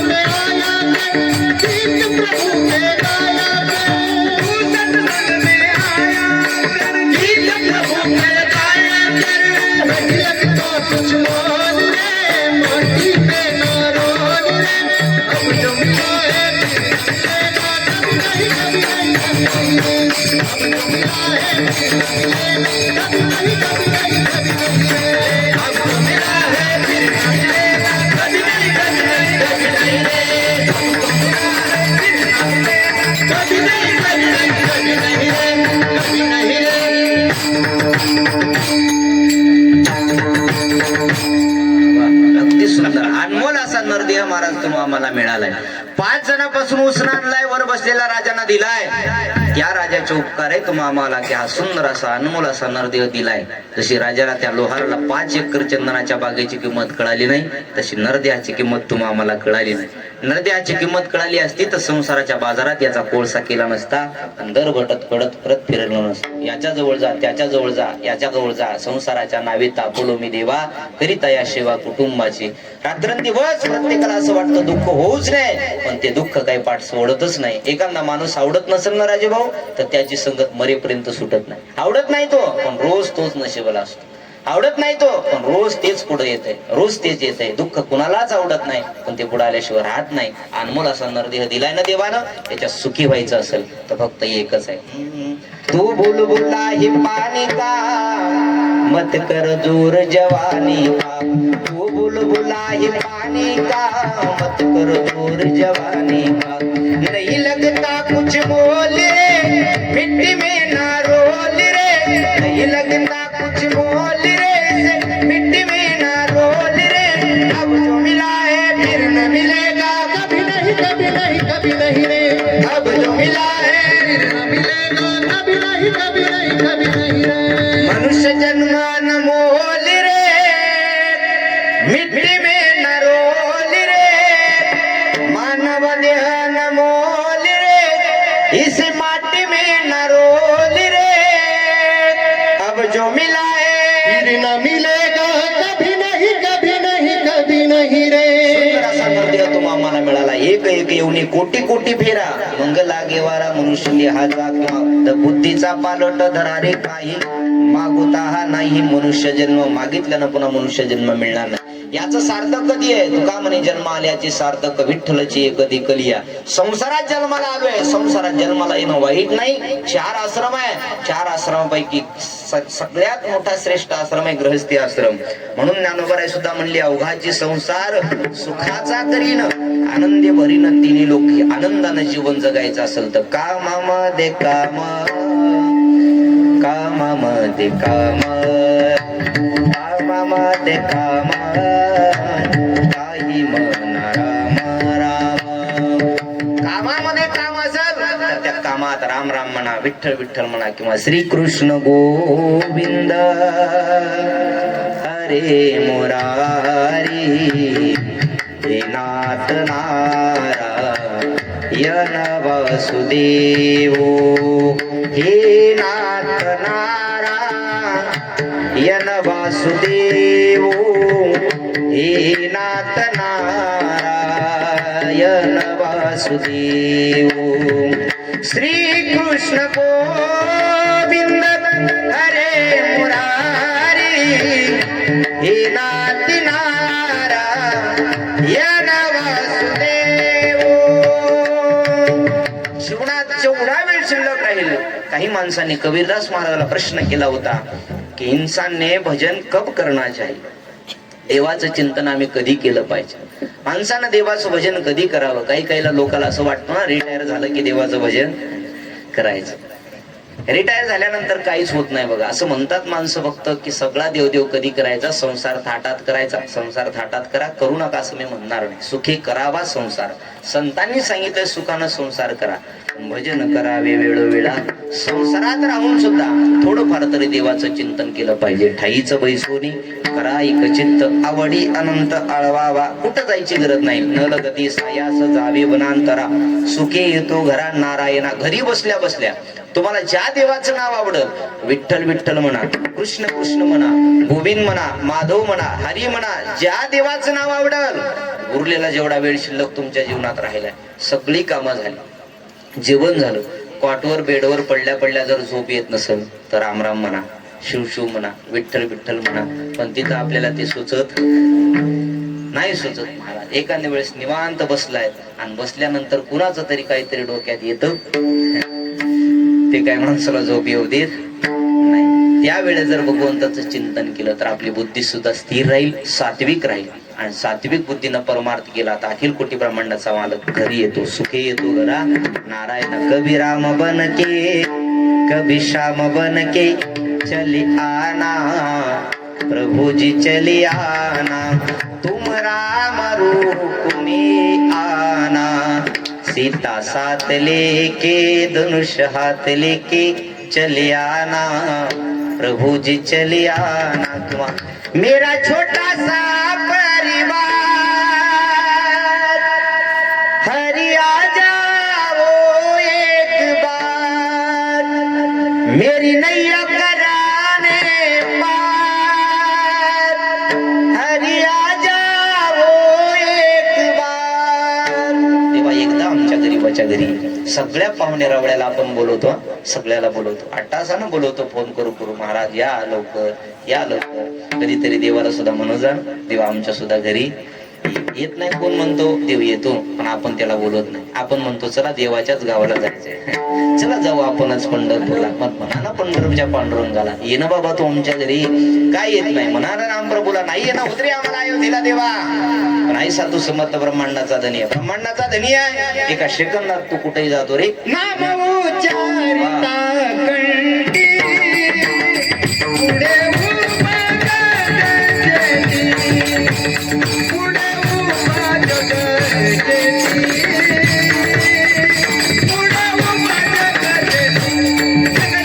नाम उच्चारिता कंठी पुढे उभा जगजनी, पुढे उभा जगजनी, पुढे उभा जगजनी. देवाचं नाव घेतल्याबरोबर नामोच्चारिता कंठी आणि पुढे उभा जगजेठी. ज्यानं ज्यानं देवाला बोलवलंय, पुराणातला इतिहास आहे, ज्यानं ज्यानं देवाला बोलवलंय त्याच्या घरी देव गेलेला आहे. विदुराच्या घरी काही नव्हतं बघा, तुमच्या आमच्या घरी सध्या भरपूर आहे. काही नव्हतं. विदुर काकाच्या घरी फाटकी झोपडी होती आणि एकच झोपडी, त्याच्यावरती फाटकच गोदडी होती. ती फाटकं गोदड आणि त्या फाटक्या गोदडीवर देवानं येऊन बसावं. एकच पाठ होता, त्याही पाठावर काकीनं जवळ देव घरी गेले, काकी पाठावर बसल्या आणि देवाला सांगितलं देवा भुईला बस. त्यांच्या घरात टाईल फरशी अजिबात. काकी भुईला बसल्या, काकी पाठावर बसल्या आणि देव खाली बसला. देवानं विचारलं काकी मला भूक लागली, काहीतरी खायला द्या ना. देवानं भूक लागली असं म्हणावं, काकीकडून मागून खावं. तेवढ्यामध्ये काकीनं म्हणावं अरे भिक्षा मागण्याकरता तुझे काका गेले, आले नाही आणखी, येतील थोड्या वेळात. थोडा वेळ थांब. लगेच थोडा वेळ झालं की कीर्तन बी, थोडा वेळ थांब, जेवण तुला देते. देवानं सांगितलं अरे भूक लागली काकी, काहीतरी द्या ना खायला असेल तर. 2-3 दिवसाची केळी होती, 2च केळं होते फक्त घरात. काकीनं सांगितलं 2च केळं कृष्णा घरात, देऊ का तुला? देऊ का म्हटल्यानंतर देवानं आवडीनं सांगितलं दे ना दे म्हटल्याबरोबर महाराज काकीनं ते केळं घेतले, केळाचे कालटे सोडले, ते काताड सोडले, गाभा काकीनं खाल्ला आणि केळाचे सालटे देवाच्या हातात दिले. दृश्य डोळ्यासमोर आलं. केळाचे काताडे देवाच्या हातात दिले आणि त्या देवानं काकीच्या घरचे केळाचे सालटे खाल्ले.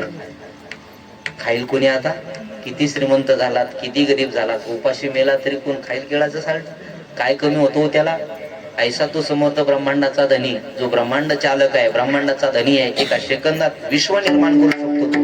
त्या देवाला काकीनं केळाचं साल्ट चाललं, कारण काकीच्या मनातला भाव सुंदर होता. काकीच्या मनात इतका सुंदर भाव होता की काकी म्हणायच्या देव माझ्या घरी आलाय, मी कुठं बसावं, मी काय करावं. सामान्य माणूस एखादा श्रीमंत पाहुणा जर घरी आला तर त्याची उठाठेव आपण एवढी करतो, कुठं बसवावं, काय करावं, काय खायला करावं, कसं द्यावं, हे सगळा विचार आपण करतो ना. तिच्या घरी साक्षात देवच आला असं, तिला काही शुद्धी नव्हती. तिला वाटायचं माझ्या घरी देव आलाय, मी त्याला काय देऊ, काय देऊ, त्याशी भावे उत्तर आहे, काय द्यावं त्याला. केळाचं साल्ट काकीनं दिलं आणि देवानं ते खाल्लं. देवाला फक्त प्रेम लागतं बघा, प्रेम. देव भावाचा भुकेला ह्याची दुष्काळ तयाला, काही लागत नाही त्याला. आणि आपण सगळ्या गोष्टी सध्या कलियुगात लोक देवाला देतात, पण त्याला जे पाहिजे ना तेच देत नाही. देवाला सुद्धा अपेक्षा आहे ना, जशी माणसाला अपेक्षा आहे ना, मला हे पाहिजे, मला ते पाहिजे, मला असं करावं, मला तसं करावं, असं देवाला सुद्धा अपेक्षा आहे. मला असं म्हणा, मला असा आवाज द्यावा, अशी देवाची अपेक्षा आहे. देवाला वाटतं की प्रत्येकानं मला प्रेम द्यावं, प्रत्येकानं मला भावानं. हाचे दुष्काळ दयाला, देव भावाचा भुकेला. देवाला भाव लागतो आणि तेच गोष्ट माणसं देत नाही. त्याला पैसा देतात, श्रीमंती देतात, सत्ता देतात, अन्नदान देतात, नामचिंतन सगळं देतात, पण त्याला अंतकरणातला भाव लागतो ना, तो मात्र देत नाही. आणि देवाला दुसरं काही लागत नाही. भाव असला, शुद्ध ज्याचा भाव झाला, दुरी नाही देव त्याला. भाव शुद्ध झाला की देव आलाच घडी. आणि भावच शुद्ध नसला तर आपण सगळेजण म्हणतो बघा, देव आशाने पावायचा नाही रे, देव आशाने पावायचा नाही रे, देव बाजारचा भाजीपाला नाही रे, देव बाजारचा भाजीपाला नाही रे, देव बाजारचा भाजीपाला नाही रे, देव आशाने पावायचा नाही रे, देव आशाने पावायचा नाही रे, देव बाजारचा भाजीपाला नाही रे, देव बाजारचा भाजीपाला नाही रे, देव बाजारचा भाजीपाला नाही रे, नाही नाही भाव म्हणे देव मला भाव, हो म्हणे नाही भाव म्हणे देव मला भाव, देव आशाने पावायचा नाही रे, देव आशाने भेटायचा नाही रे, देव बाजारचा भाजीपाला नाही रे, देव बाजारचा भाजीपाला नाही रे, देव बाजारचा भाजीपाला नाही रे, नाही रे, नाही रे. देव आशाने पावायचा नाही रे, देव बाजारचा भाजीपाला नाही रे. काय झालं? मनी नाही भाव म्हणे देवा मले पाव, मनी नाही भाव म्हणे देवा मले पाव, देव आशाने पावायचा नाही रे, देव बाजारचा भाजीपाला नाही रे. मनात भाव नसल ते काय वडापाव का कुठे भेटाय? वडापाव मिळेल कुठल्या चौकात? देव मिळेल का? अजिबात नाही. आमच्या ऋषी भाऊला लय आवडते विठाला. शुद्ध भाव झाला की देव आला, देव मिळाला. महाराज त्या देवाचा उपकार खूप आहे. आपल्याला शेवट गोड करायचं असेल, देवाचं ऋण तर आपल्यावर आहे, ते ऋण फेडायचं असेल तर फक्त कामामध्ये काम, काही म्हणा, राम राम, रामकृष्ण हरी, विठ्ठल, पांडुरंग, कोणताही म्हणा, तुम्हाला ज्या देवाचं नाव आवडेल. महाराज म्हणतात तुमच्या शेवट गोड करायचं असेल, तुकोबरायचं जीवन पहा, एका मिनिटात तुमच्या समोर ठेवतो. तुकोबरायनं आयुष्यभर देवाचं भजन केलं, परमार्थ केला, आणि परमार्थाची पावती म्हणून तुकोबराय वैकुंठाला नेण्याकरता अखिल कोटी ब्रह्मांडाचा मालक पांडुरंग परमात्मा साक्षात देवाला सांगितलं, तुकोबरायला सांगितलं, तुकोबराय तुम्हाला वैकुंठाला घेऊन जाण्यासाठी मी येतोय. मी स्वर्गाची प्राप्ती नाही तर साक्षात माझ्या धामाची प्राप्ती घेऊन सदैव वैकुंठाला जाणारे एकच संत होऊन गेले. हा मनुष्य देह ज्यांनी वैकुंठाला घेऊन गेले असे फक्त एकच संत होते, ते तुकोबराय. त्या तुकोबरायला बोलवणं पाठवलं, देवाना निरोप पाठवला, येत्या बीजेच्या दिवशी मी तुम्हाला घेऊन जाईल. आपुल्या माहेरा जाईन मी आता, निरोप या संता हाती आला. सांगितलंय बीजाच्या दिवशी येईल. त्या दिवशी सकाळी तुकोबराय ब्रह्ममुहूर्तावर उठतात, इंद्रायणी मातेचं स्नान केलं आणि स्नान करून घरी आले. आवलीला आपल्या पत्नीला सांगतात, अगं आज मला 12 वाजता नेण्याकरता देव येणार आहे, चल वैकुंठाला जाऊ आपण. चल वैकुंठाला जाऊ म्हटल्यानंतर आता तुकोबरायची बायको होती महाराज, त्याची ऐकली नाही, आपली ऐकल म्हणून काय तुकोबरायची बायको आहे.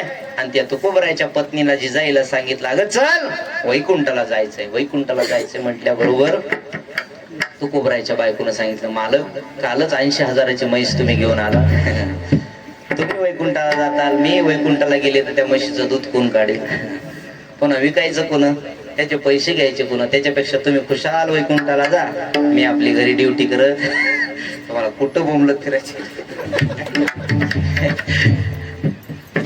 त्या जिजाईचं सांगतोय, कुठेही जा. राजभाऊ विचारते तुम्हाला, नाही तर म्हणायचं एकदा असं ना, तुमचं लक्ष नव्हतं म्हणून सांगितलं आहे का होत. हा कुणाचं सांगतोय, कुणाचं?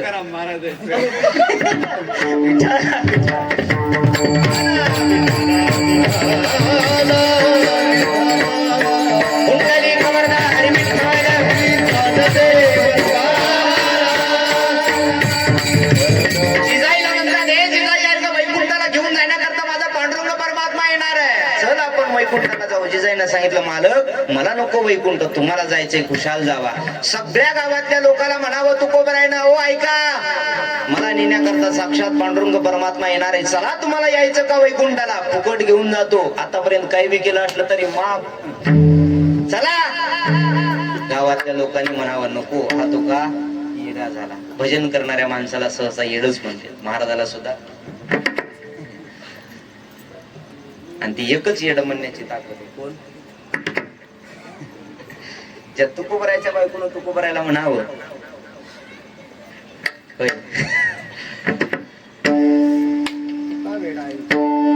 तुका वेडा विचारे सदा करी बडबड रात्रंदिवस.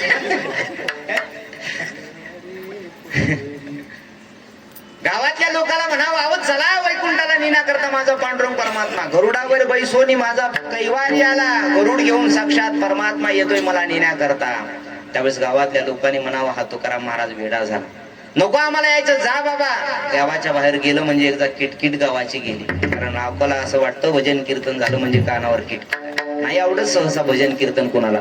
एक वाक्य सांगून जातो ऐका, ज्याला कोणाला भजन कीर्तन आवडत असेल त्याच्यासाठी, ज्याला कोणाला नाही आवडत त्याच्यासाठी सुद्धा, दोघांसाठी, एकासाठी सांगून आहे की नाही सर, एकासाठी सांगून आहे, दोघांसाठी सांगून जातो. ज्याला भजन कीर्तन आवडत असेल तर निश्चित माणूस पुण्यवान आहे असं ओळखा, आणि ज्याला भजन कीर्तन आवडतच नसेल त्याच्या इतका पापी जगात कोणी नाही.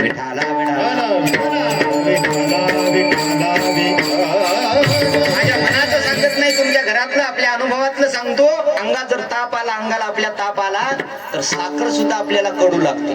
कडू लागते ना साखर. अंगात ताप आला, घरचे म्हणतात अरे साखर कडू लागाली आहे, त्याला काहीही कान्या करता द्या, काय लागतो? कडू लागतं. अंगात जर ताप आलं तर साखर सुद्धा कडू लागतं. निश्चित आहे भोजन सुद्धा कडू लागतं आहे का.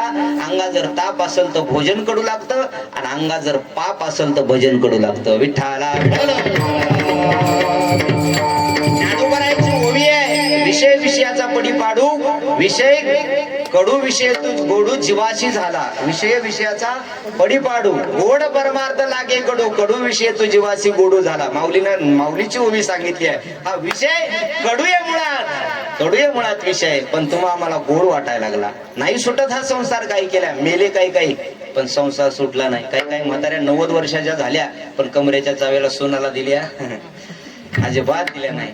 कुठपर्यंत संसार करायचा असं म्हणतात बघा शास्त्रात, की संसाराची जिम्मेदारी प्रत्येकावर आहे. करा, आनंदानं करा, पण आपल्या पायाचा जोडा आपल्या पोराच्या पायाला आला की निश्चित त्याच्यावर संसाराची जिम्मेदारी सोडावी. आपण खूप लेकरा बाळासाठी करून ठेवतो, खूप पैसा कमवतो, मग पोरगही म्हणतं बापाने एवढा पैसा कमवलाय, कुठं उडवायचा?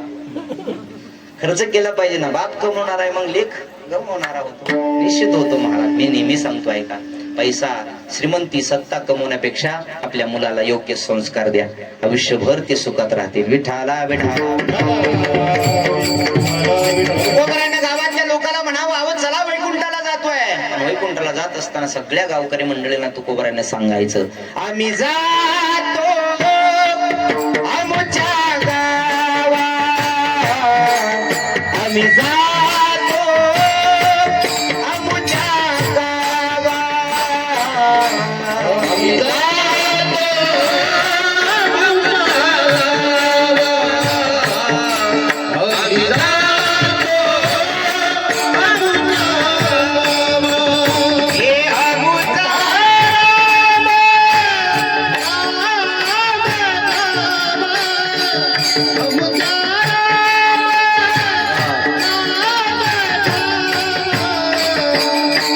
आम्ही जातो.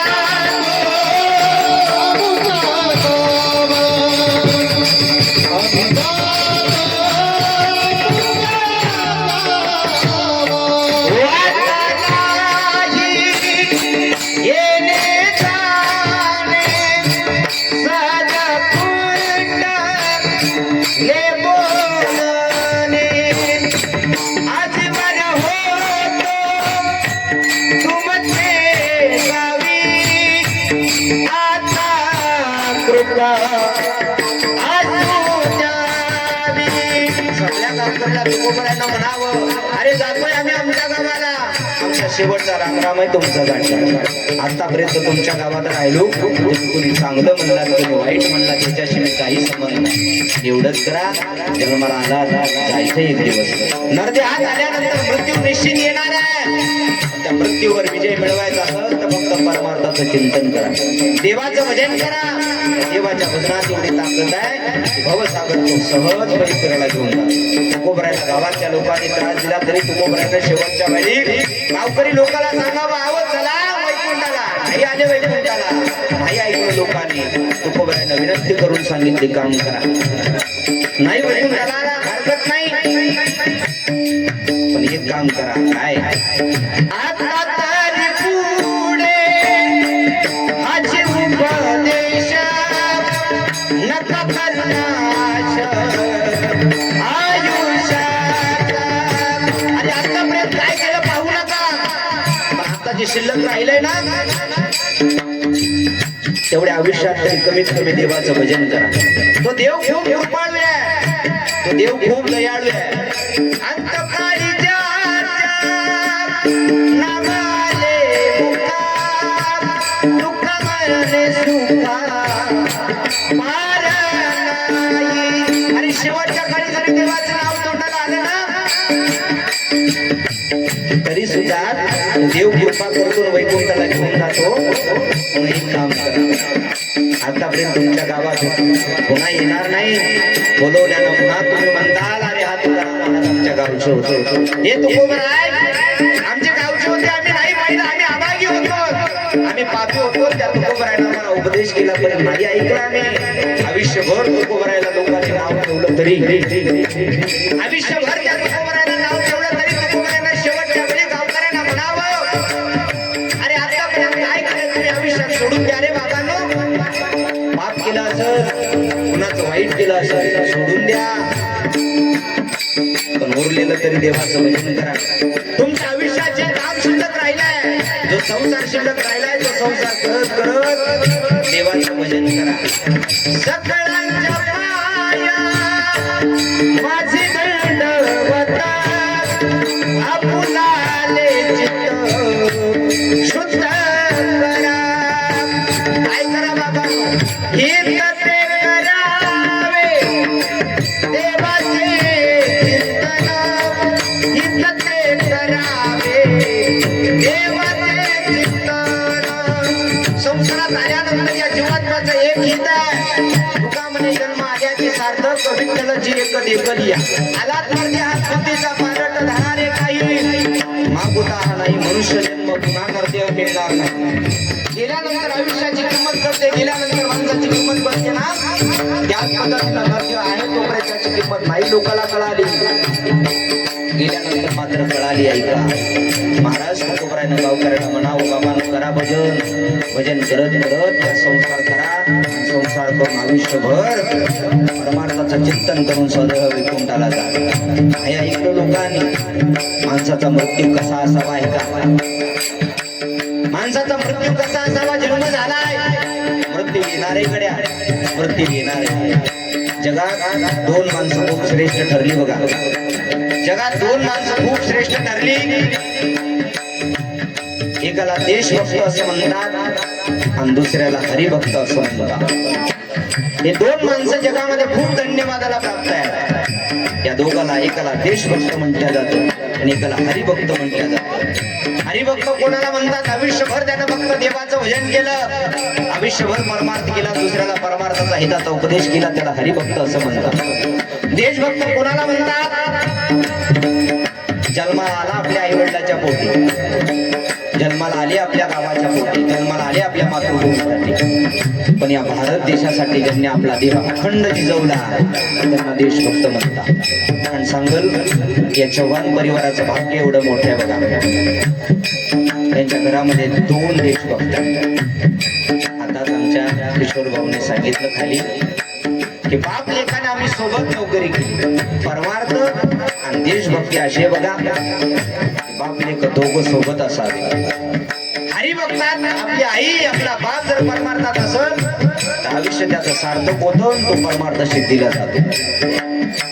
देशभक्तीमध्ये आपला मुलगा सुद्धा आपल्या बरोबर असेल, खांदा लावून जसा संसार आपण मुलाला शिकवतो, जसं शेतीवाडी आपल्या मुलाला आपण शिकवतो ना, तसं आपल्या मुलाला देशभक्ती सुद्धा शिकवावी. ते केलं आमच्या मुलाला, सार्थक केलं जीवनाचं बघा दादाने.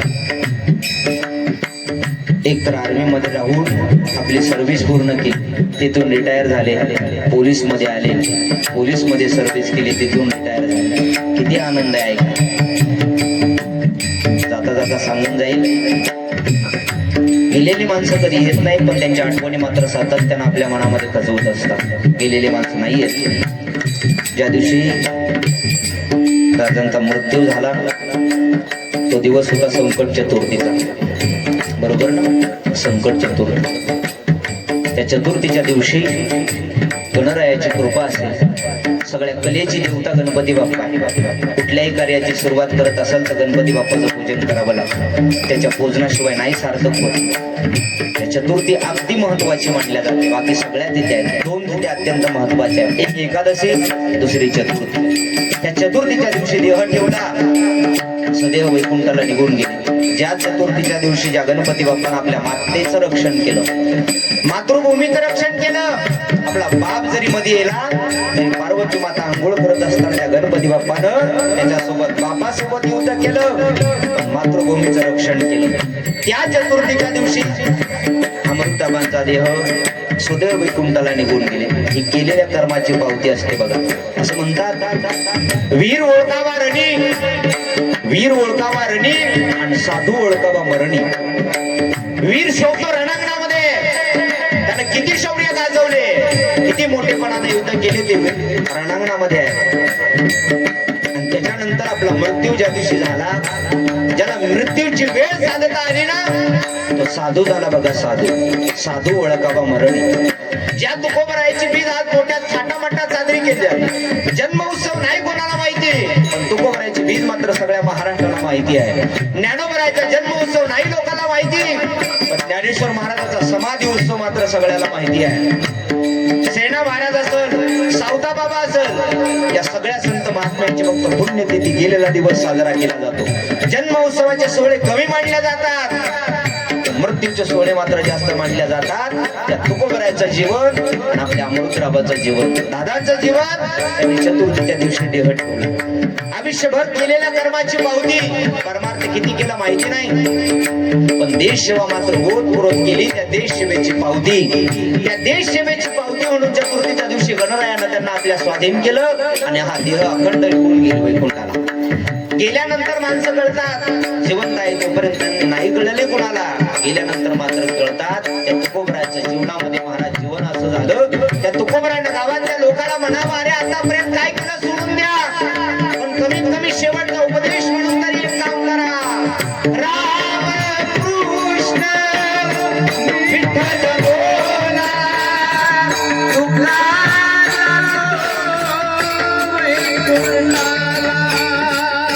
आम्ही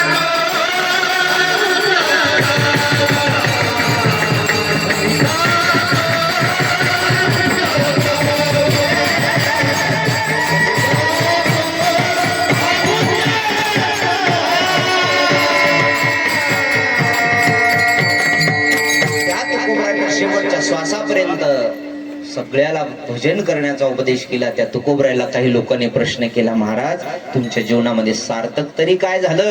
तर महाराज म्हणतात, माझा बोहू गोड झाला,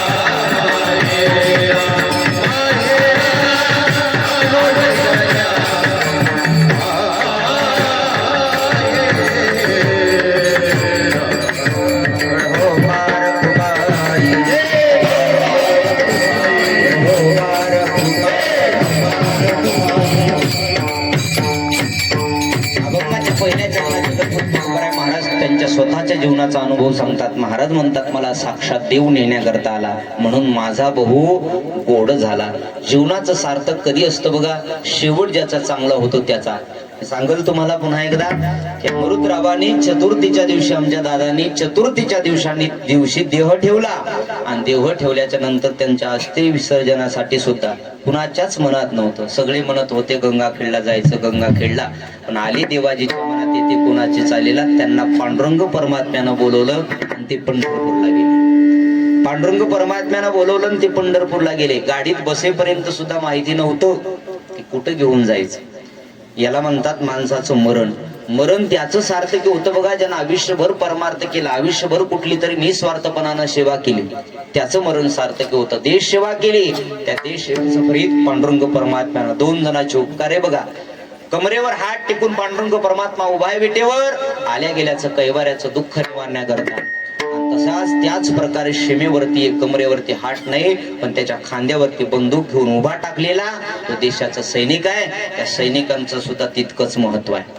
आता झालं ना 26 जानेवारी, आम्ही पुण्याला गेलो होतो बघा काल परवा. त्या पुण्याच्या महोत्सवामध्ये एक जणांनी खूप सुंदर वाक्य सांगितलं, जगामध्ये जर खऱ्या अर्थानं कुणाचे उपकार असतील तर या 2 माणसाचे, ज्याला देश सेवा कळाली आणि ज्याला हरी सेवा कळाली, हे 2 माणसं धन्य झाले. हरी रंगीनाचे तोची एक धन्य. अखिल कोटी ब्रह्मांडाच्या मालकाचं भजन केला, धन्यवादाला प्राप्त आहे, जगामध्ये गाजावाजा होतो. त्याच पद्धतीनं देश सेवेमध्ये आपला देह अखंड झिजवला की जगामध्ये देह सहज परिणाम करतो. सहज परिणाम तो अखिल कोटी ब्रह्मांडाचा मालक परिधान करतो. आमची चर्चा होते बघा जनक महाराजांची, गंगाखेडला जायचं, गंगाखेडला त्याच्याहून सांगतोय शेवट गोड कसा व्हावा आहे का.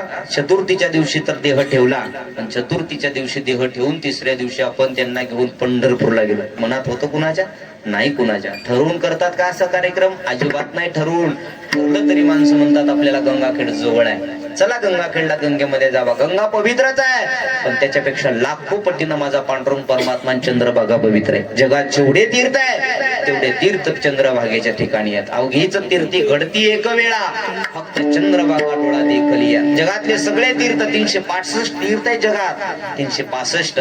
त्याला तीर्थाचा राजा म्हटलं जातं, असा प्रयागराज आहे. पण तीर्थाचा त्याच्यापेक्षा राजा जर कोण असेल ना, तर तो पंढरपूरचा पांडुरंग परमात्म्याच्या पायाखाली असलेले अखिल कोटी ब्रह्मांडाचा मालक पांडुरंग उभा आहे.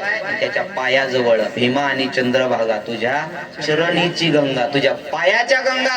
आणि त्या गंगेमध्ये 365 तीर्थ जिथं एकत्रित होतात, त्या चंद्रभागेमध्ये दादांची अस्थि विसर्जन केली. म्हणजे निश्चितच आलो निजाच्या माहेरा, भेटी रघुमाईच्या वरा. ज्यांनी पांडुरंग चरणी आपली सेवा तर केली हो, पण निश्चित सेवा केल्यानंतर ती धन्यवादाला प्राप्त व्हावी. सेवा देवाला आवडत, माणसाला सेवा आवडून काय उपयोग आहे बघा. आम्ही नेहमी रोज फिरतो ना, रोज गेल्यानंतर लोक म्हणतात महाराज आज कीर्तन छान झालं, आज गाणं छान झालं, जनक महाराज असेल, ऋषी महाराज, राजीभाऊ महाराज छान छान चाल झाली, दत्ता महाराजांनी छान वाजवलं. रोज असं म्हणतात हो लोक. माझं सांगणं ऐका, कधीतरी आपलं वाजवणं, कधीतरी आपलं गाणं, कधीतरी आपलं कीर्तन, कधीतरी आपलं भजन देवाला आवडावं. त्या दिवशी या जन्माचं सार्थक झालं. विठाला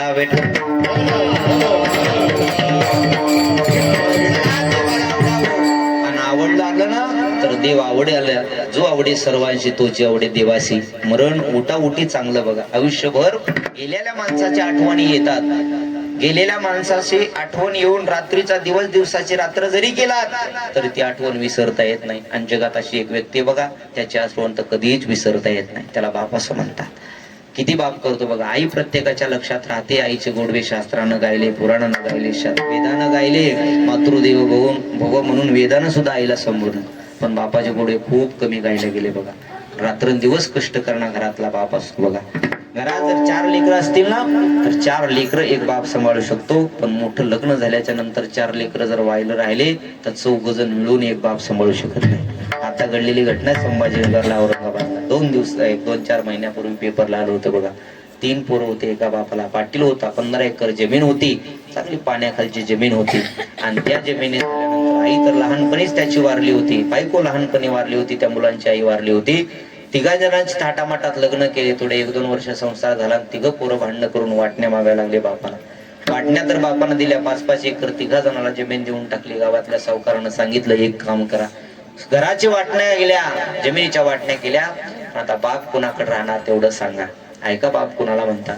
बाप कुणाकडे राहणार सांगा. तिने पोरगातलं शेवटचं पोरग ज्याला लाडानं मोठं केलं होतं, शेंडीफळ लाडकं असतं ना, लाडानं मोठं केलं होतं, रात्रंदिवस त्याला खांद्यावर फिरवलं होतं. ते पटकन बारकं पोरग म्हणलं त्याच्यात काय वाटण्या करायच्या, महिने 12 असतात ना, तिघा जणाला 4-4 महिने वाटून द्या. हे वाक्य ऐकलं, ज्या बापानं वाक्य ऐकलं तो सावकार बापाला म्हणला, ओ पाटील, मुलाचं म्हणणं बरोबर आहे का? हात जोडले, रडायला लागला बाप. रडता रडता बापानं सांगितलं, पाटील सावकार, हे वाक्य ऐकण्या अगोदर मी जर मेलो असतो तर बरं झालं असतं. ज्या पोरांनी माझ्या वाटण्या केल्या त्या घरात राहायचं तरी कशाला, असं म्हणला. आणि त्या क्षणावर बापानं जीवन त्याग दिला, देह सोडून दिला. त्या क्षणी मरण पावला तो बाप. खूप गाजला तो व्हिडिओ बघा.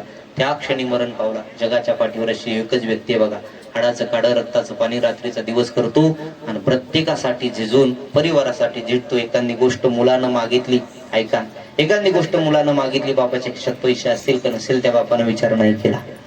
नाही केला त्या बापानं विचार. तो बाप म्हणला, माझ्या लेकरानं मागितले तर दिलं. स्वतः दिवाळीच्या दिवशी बायकोला कपडे घेईल, लेकरा बाळाला कपडे घेईल, पण स्वतः फाटक्यावर राहणारा फक्त बाप आहे. गल्ली ते दिल्ली पर्यंत प्रत्येकाला असं वाटतं मी मोठं झालो पाहिजे, माझ्यापेक्षा गल्लीतल्या गावातला दिल्लीतला माणूस मोठा झालाच नाही पाहिजे, असं प्रत्येकाला वाटतं. रिगड्या आणि असं एक व्यक्ती बघा, हाडाचं काढं रक्ताचं पाणी रात्रीचा दिवस करून जगतो आणि त्याला असं वाटतं माझ्यापेक्षा माझी लेकरं मोठी झाली पाहिजे. मंदी माया त्याच्या काळ्या मेघवाणी दाखविना कधी पुन्हा डोळ्यात पाणी. मंदी माया त्याच्या काळ्या मेघवाणी दाखविना कधी पुन्हा डोळ्यात पाणी. झिजू झिजू संसाराचा गाडा हाकला, झिजू झिजू संसाराचा गाडा हाकला. वटामंदी हासू जरी कंडा वाकला, घडी परतू धाप जराड्या ऐक त्याची धाड.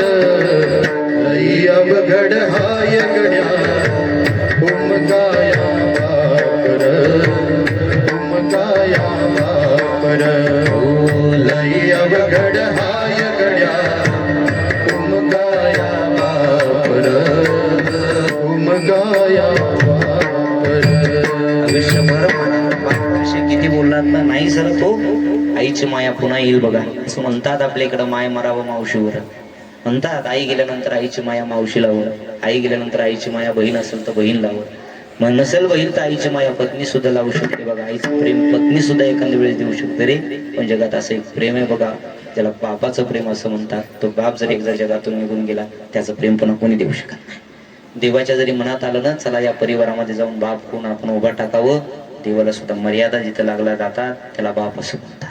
त्यावेळेस प्रभू रामचंद्र 14 वर्षाचा वनवास करून परत आले ना, 14 वर्षाचा वनवास करून परत आले. राज तिलक लागलं, राम प्रभू राज्याभिषेक होणार, डोक्यावर मुकुट बसणार, राम राजा होणार.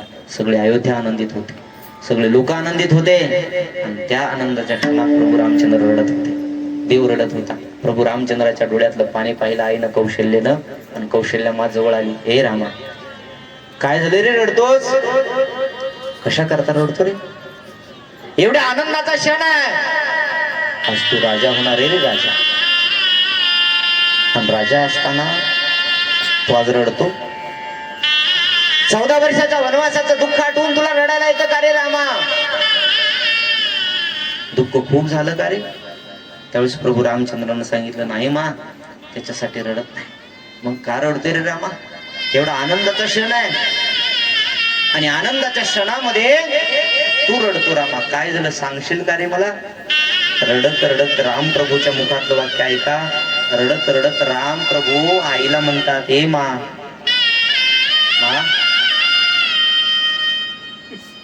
आज एवढा आनंद चालू आहे, एवढा उत्सव चालू आहे, राजा होतोय मी, मला 14 वर्षाचं दुःख आठवून नाही रडायला येत. मग रामा का रडतो रे? काय झालं रडायला तुला? त्यावेळेस रडत रडत कौशल्य माला प्रभू रामचंद्र म्हणतात, हे मा, हा राज्याभिषेकाचा सोहळा पाहण्याकरता तुझ्या कपाळावरचं कुंकुमाचा माझा बाप राजा दशरथ जिवंत असता त्याच्यापेक्षा किती आनंद झाला असता. माझा बाप जर आज जिवंत असता तर मला किती आनंदात लागला असता. मी राजा व्हावं ही माझ्या बापाची इच्छा होती. मला राजपद मिळावं ही माझ्या वडिलाची इच्छा होती. आणि वडिलाची इच्छा असताना आज मी राजा होतोय ग. राजमुकुट पाहण्याकरता माझा बाप राजा दशरथ जिवंत नाही.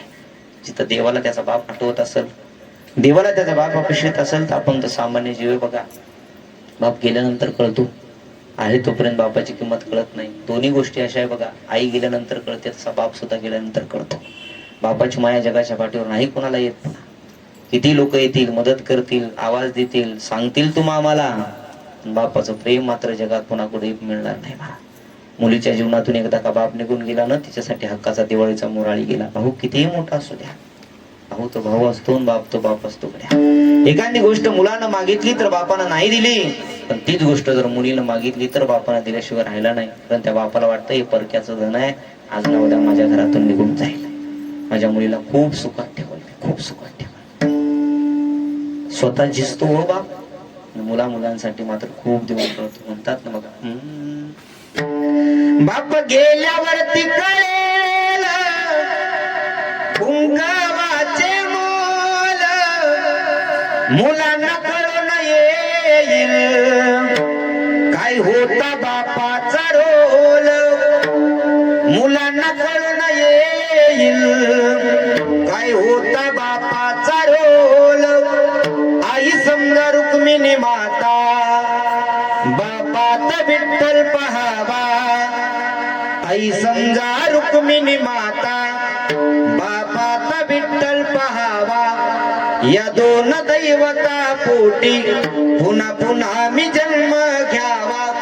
जपा त्यांना त्यांच्या म्हातारपणी, बाप माझा वेदनांचा धनी, आई मायेचा सागर ही सत्य आहे गाणी.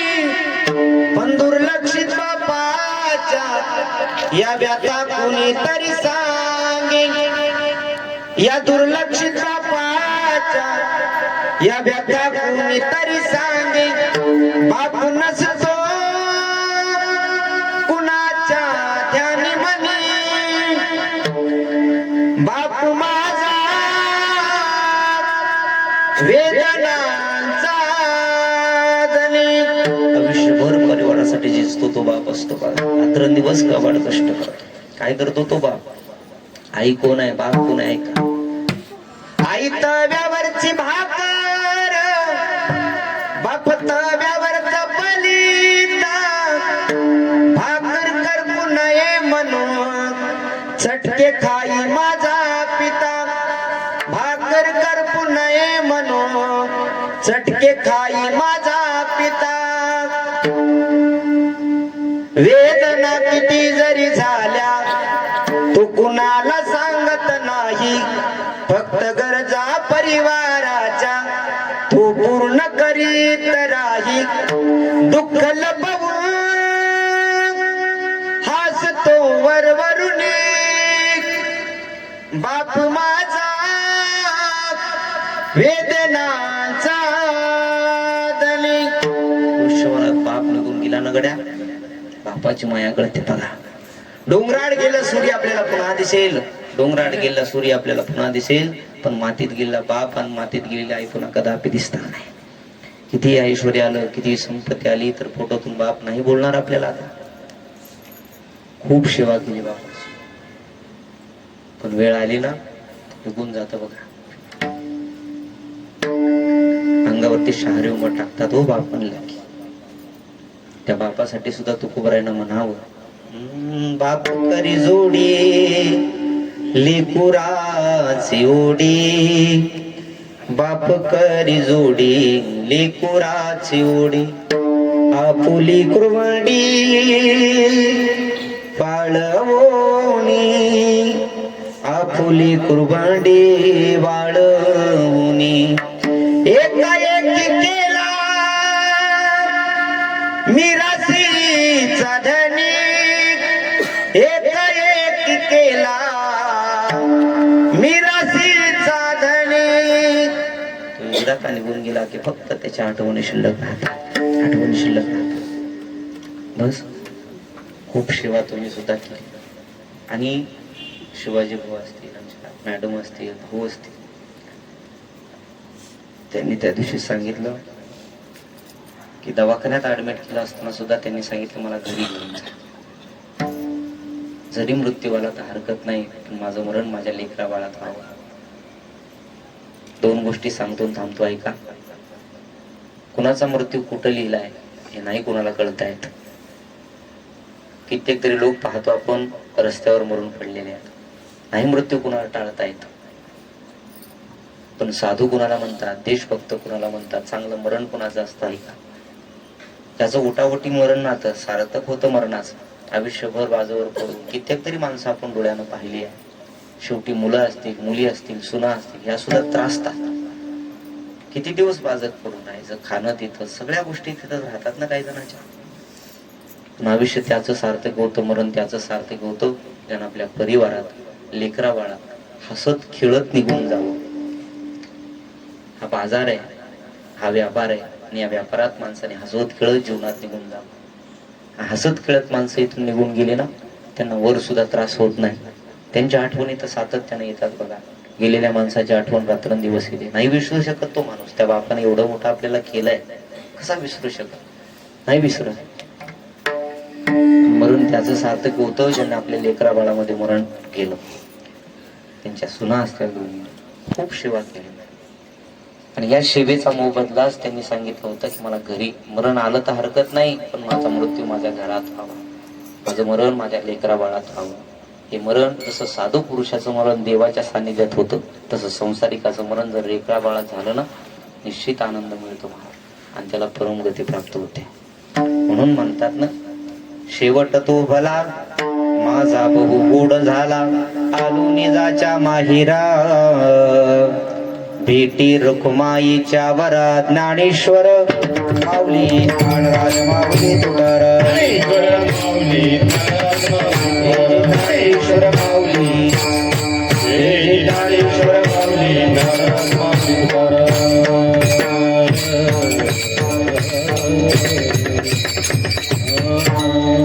आई वडिलाविषयी, बापाविषयी, आईविषयी किती बोललं तरी कमीच आहे. वेळेचं बंधन आहे. 7:09 होतं पण 10 वाजले. चव्हाण परिवारातर्फे आमचे, त्यांचे दोन्ही सोबत आमचे शिवाजी भाऊ असतील, किशोर भाऊ असतील, आमचे मॅडम, जनक महाराज, हे आम्ही सगळे एक सोबत येत राहणार आहे. कुठल्या जातीचा आहे, किती मोठा आहे, किती लहान आहे, हे आमचं प्रेमच नाही. आणि आम्ही दोघं तर असे बघा, फक्त जन्म आम्हाला एका वेगळ्या आईच्या पोटी मिळाला, नाहीतर एवढ्या जीवातले आम्ही कमी दिवसामध्ये, आज 10 वर्ष झाले आम्हाला सोबत आहे, कमी दिवसामध्ये. आणि त्यांच्या सोबत आमचे शिवाजी भाऊ जोडले. असं वाटतच नाही की आम्ही कुठल्या तरी वेगळ्या परिवाराचे आहेत, कुठल्या तरी वेगळ्या जातीचे आहेत, कुठल्या तरी वेगळ्या गावाचे आहेत, ते लातूरचे आहे, आम्ही बोरलीचे आहे, असं वाटत नाही. आम्ही सगळे रात्रंदिवस 24 तास सोबत आहे. सुखदुःखामध्ये रात्रंदिवस आम्ही एकमेकाच्या समोर आहे. आमचे वसंत सर सुद्धा या ठिकाणी आलेत. आमचे वसंत सर म्हणजे 4-5 वर्ष झालं मी त्यांच्या सानिध्यात आहे.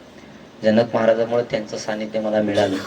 ही जी संस्था चालवायला लागलो, मी आई वडील खूप तळमळीने सांगतो बघा, माहिती आहे सगळ्याला, तरी 2-4 जण नवीन म्हणून तुमच्यासाठी सांगून जातो. खूप तळमळीने सांगतो सर, कारण आई वडील गेल्यानंतर किंमत कळते बघा. आहे तोपर्यंत किंमत कळत नाही. मला कुणी सांगितलं नाही की काही नाही, पण मी माझ्या मताप्रमाणे आपल्या संस्थेमध्ये आई नसल, वडील नसल, त्याला अर्धे पीस, ज्याला कोणीच नाही, त्याच्याकडून 1 रुपया सुद्धा घेत नाही, 1 रुपया सुद्धा. त्याला कुणी मला पुरस्कार द्यावा, किंवा कुणी मला पैसे द्यावे, कुणी मला मानावं, कुणी मला मोठेपणा करावा, याच्यातला कुठलीही अपेक्षा नाही. आई गेल्यानंतर आईची किंमत कळते, बाप गेल्यानंतर बापाची किंमत कळते बघा. आहेत तोपर्यंत नाही त्यांची किंमत कळेल. लहान लेकराला आई गेल्यानंतर आईची किंमत कळते, बाप गेल्यानंतर बापाची किंमत कळते. कित्येक तरी असे लेकरे आमच्या संस्थेमध्ये. पिंपळीला कधी आलात तर निश्चित या. मॅडमच्या हाताखाली शिकतायत ते, सरच्या हाताखाली शिकतायत ते लोक, जनक महाराज असतील, आम्ही सगळे आहे. ह्या गोष्टी आम्ही जपतो. गेल्यानंतरच किंमत कळते बघा. लहान लेकराकडे बघून आई वडिलाची किंमत कळते. दोघा टाकला नाही, 1 नंबरचा 2 नंबरचा मुलगा आज 4 वर्ष झालं माझ्याकडे संस्थेत आहे. हे सांगत नाही, पण तुम्ही जवळचे घरातले म्हणून सांगतो तुम्हाला. 4 वर्ष झालं तो संस्थेत आहे. यावर्षी त्याला 5वं वर्ष आहे. 11वीला आहे तो शाळेत. शिवाजी भाऊ, किशोर भाऊ, त्याला 4 वर्ष झालंय. त्याला आई नाही, बाप नाही, भाऊ नाही, बहीण नाही, कोणी नाही. त्याच्या काकांनी, आमचा मित्रच आहे तो माधव महाराज, त्याच्या काकांनी त्याला संस्थेत आणून सोडलं. आणि 4 वर्षापासून त्याला कुठल्या गोष्टीची गरज लागली आम्ही हे सगळेजण मिळून अर्ध्या रात्री त्याला पुरवतो. आणि हेच कुठंतरी परमार्थ कामाला येतो. कीर्तन किती केले, परमार्थ किती केला, पैसा किती कमवला, नोकरी किती केली, काही नाही. कितीही कमवलं तरी इथंच सोडून जायचं. कितीही कमवा पैसा, धन सत्ता संपत्ती कितीही कमवा, इथंच सोडून जायचं आहे. आतापर्यंत कुणी नेलं नाही, भविष्यात कुणी नेणार नाही.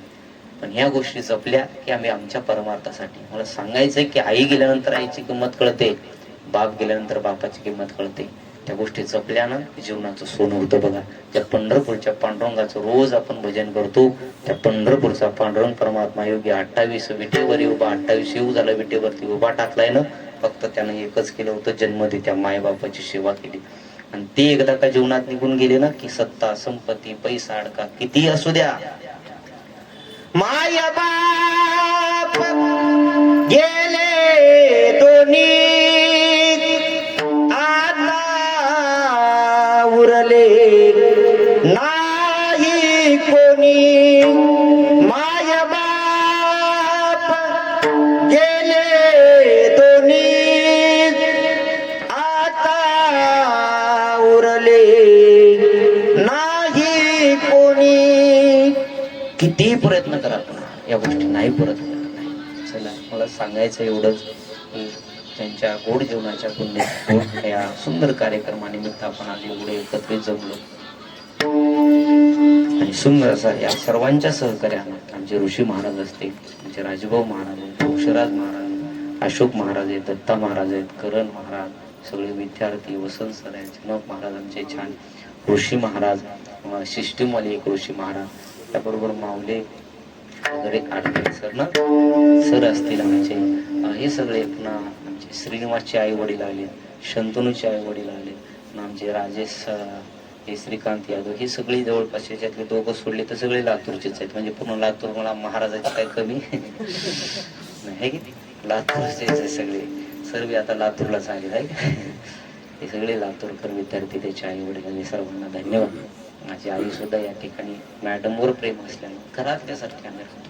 तीही या ठिकाणी मी तिच्याही चरणावर सेवा समर्पित करतो. तुम्हा सर्वांच्या चरणावर समर्पित करतो सेवा. पुन्हा एकदा मला या परिवाराची सेवा करण्याची संधी मिळाली. मी सौभाग्य स्वतःला रोज कीर्तन तर आम्ही बाहेर करतो, पण कधीतरी घरीही केलं तर आनंद आहे ना. त्या आनंदावर मी या ठिकाणी सर्वजण आलो. पुन्हा एकदा धन्यवाद. कुणाचं नाव राहिलं असेल सर्वांना माफी. आणि याच ठिकाणी कीर्तनाला पूर्ण विराम. विठ्ठल जय.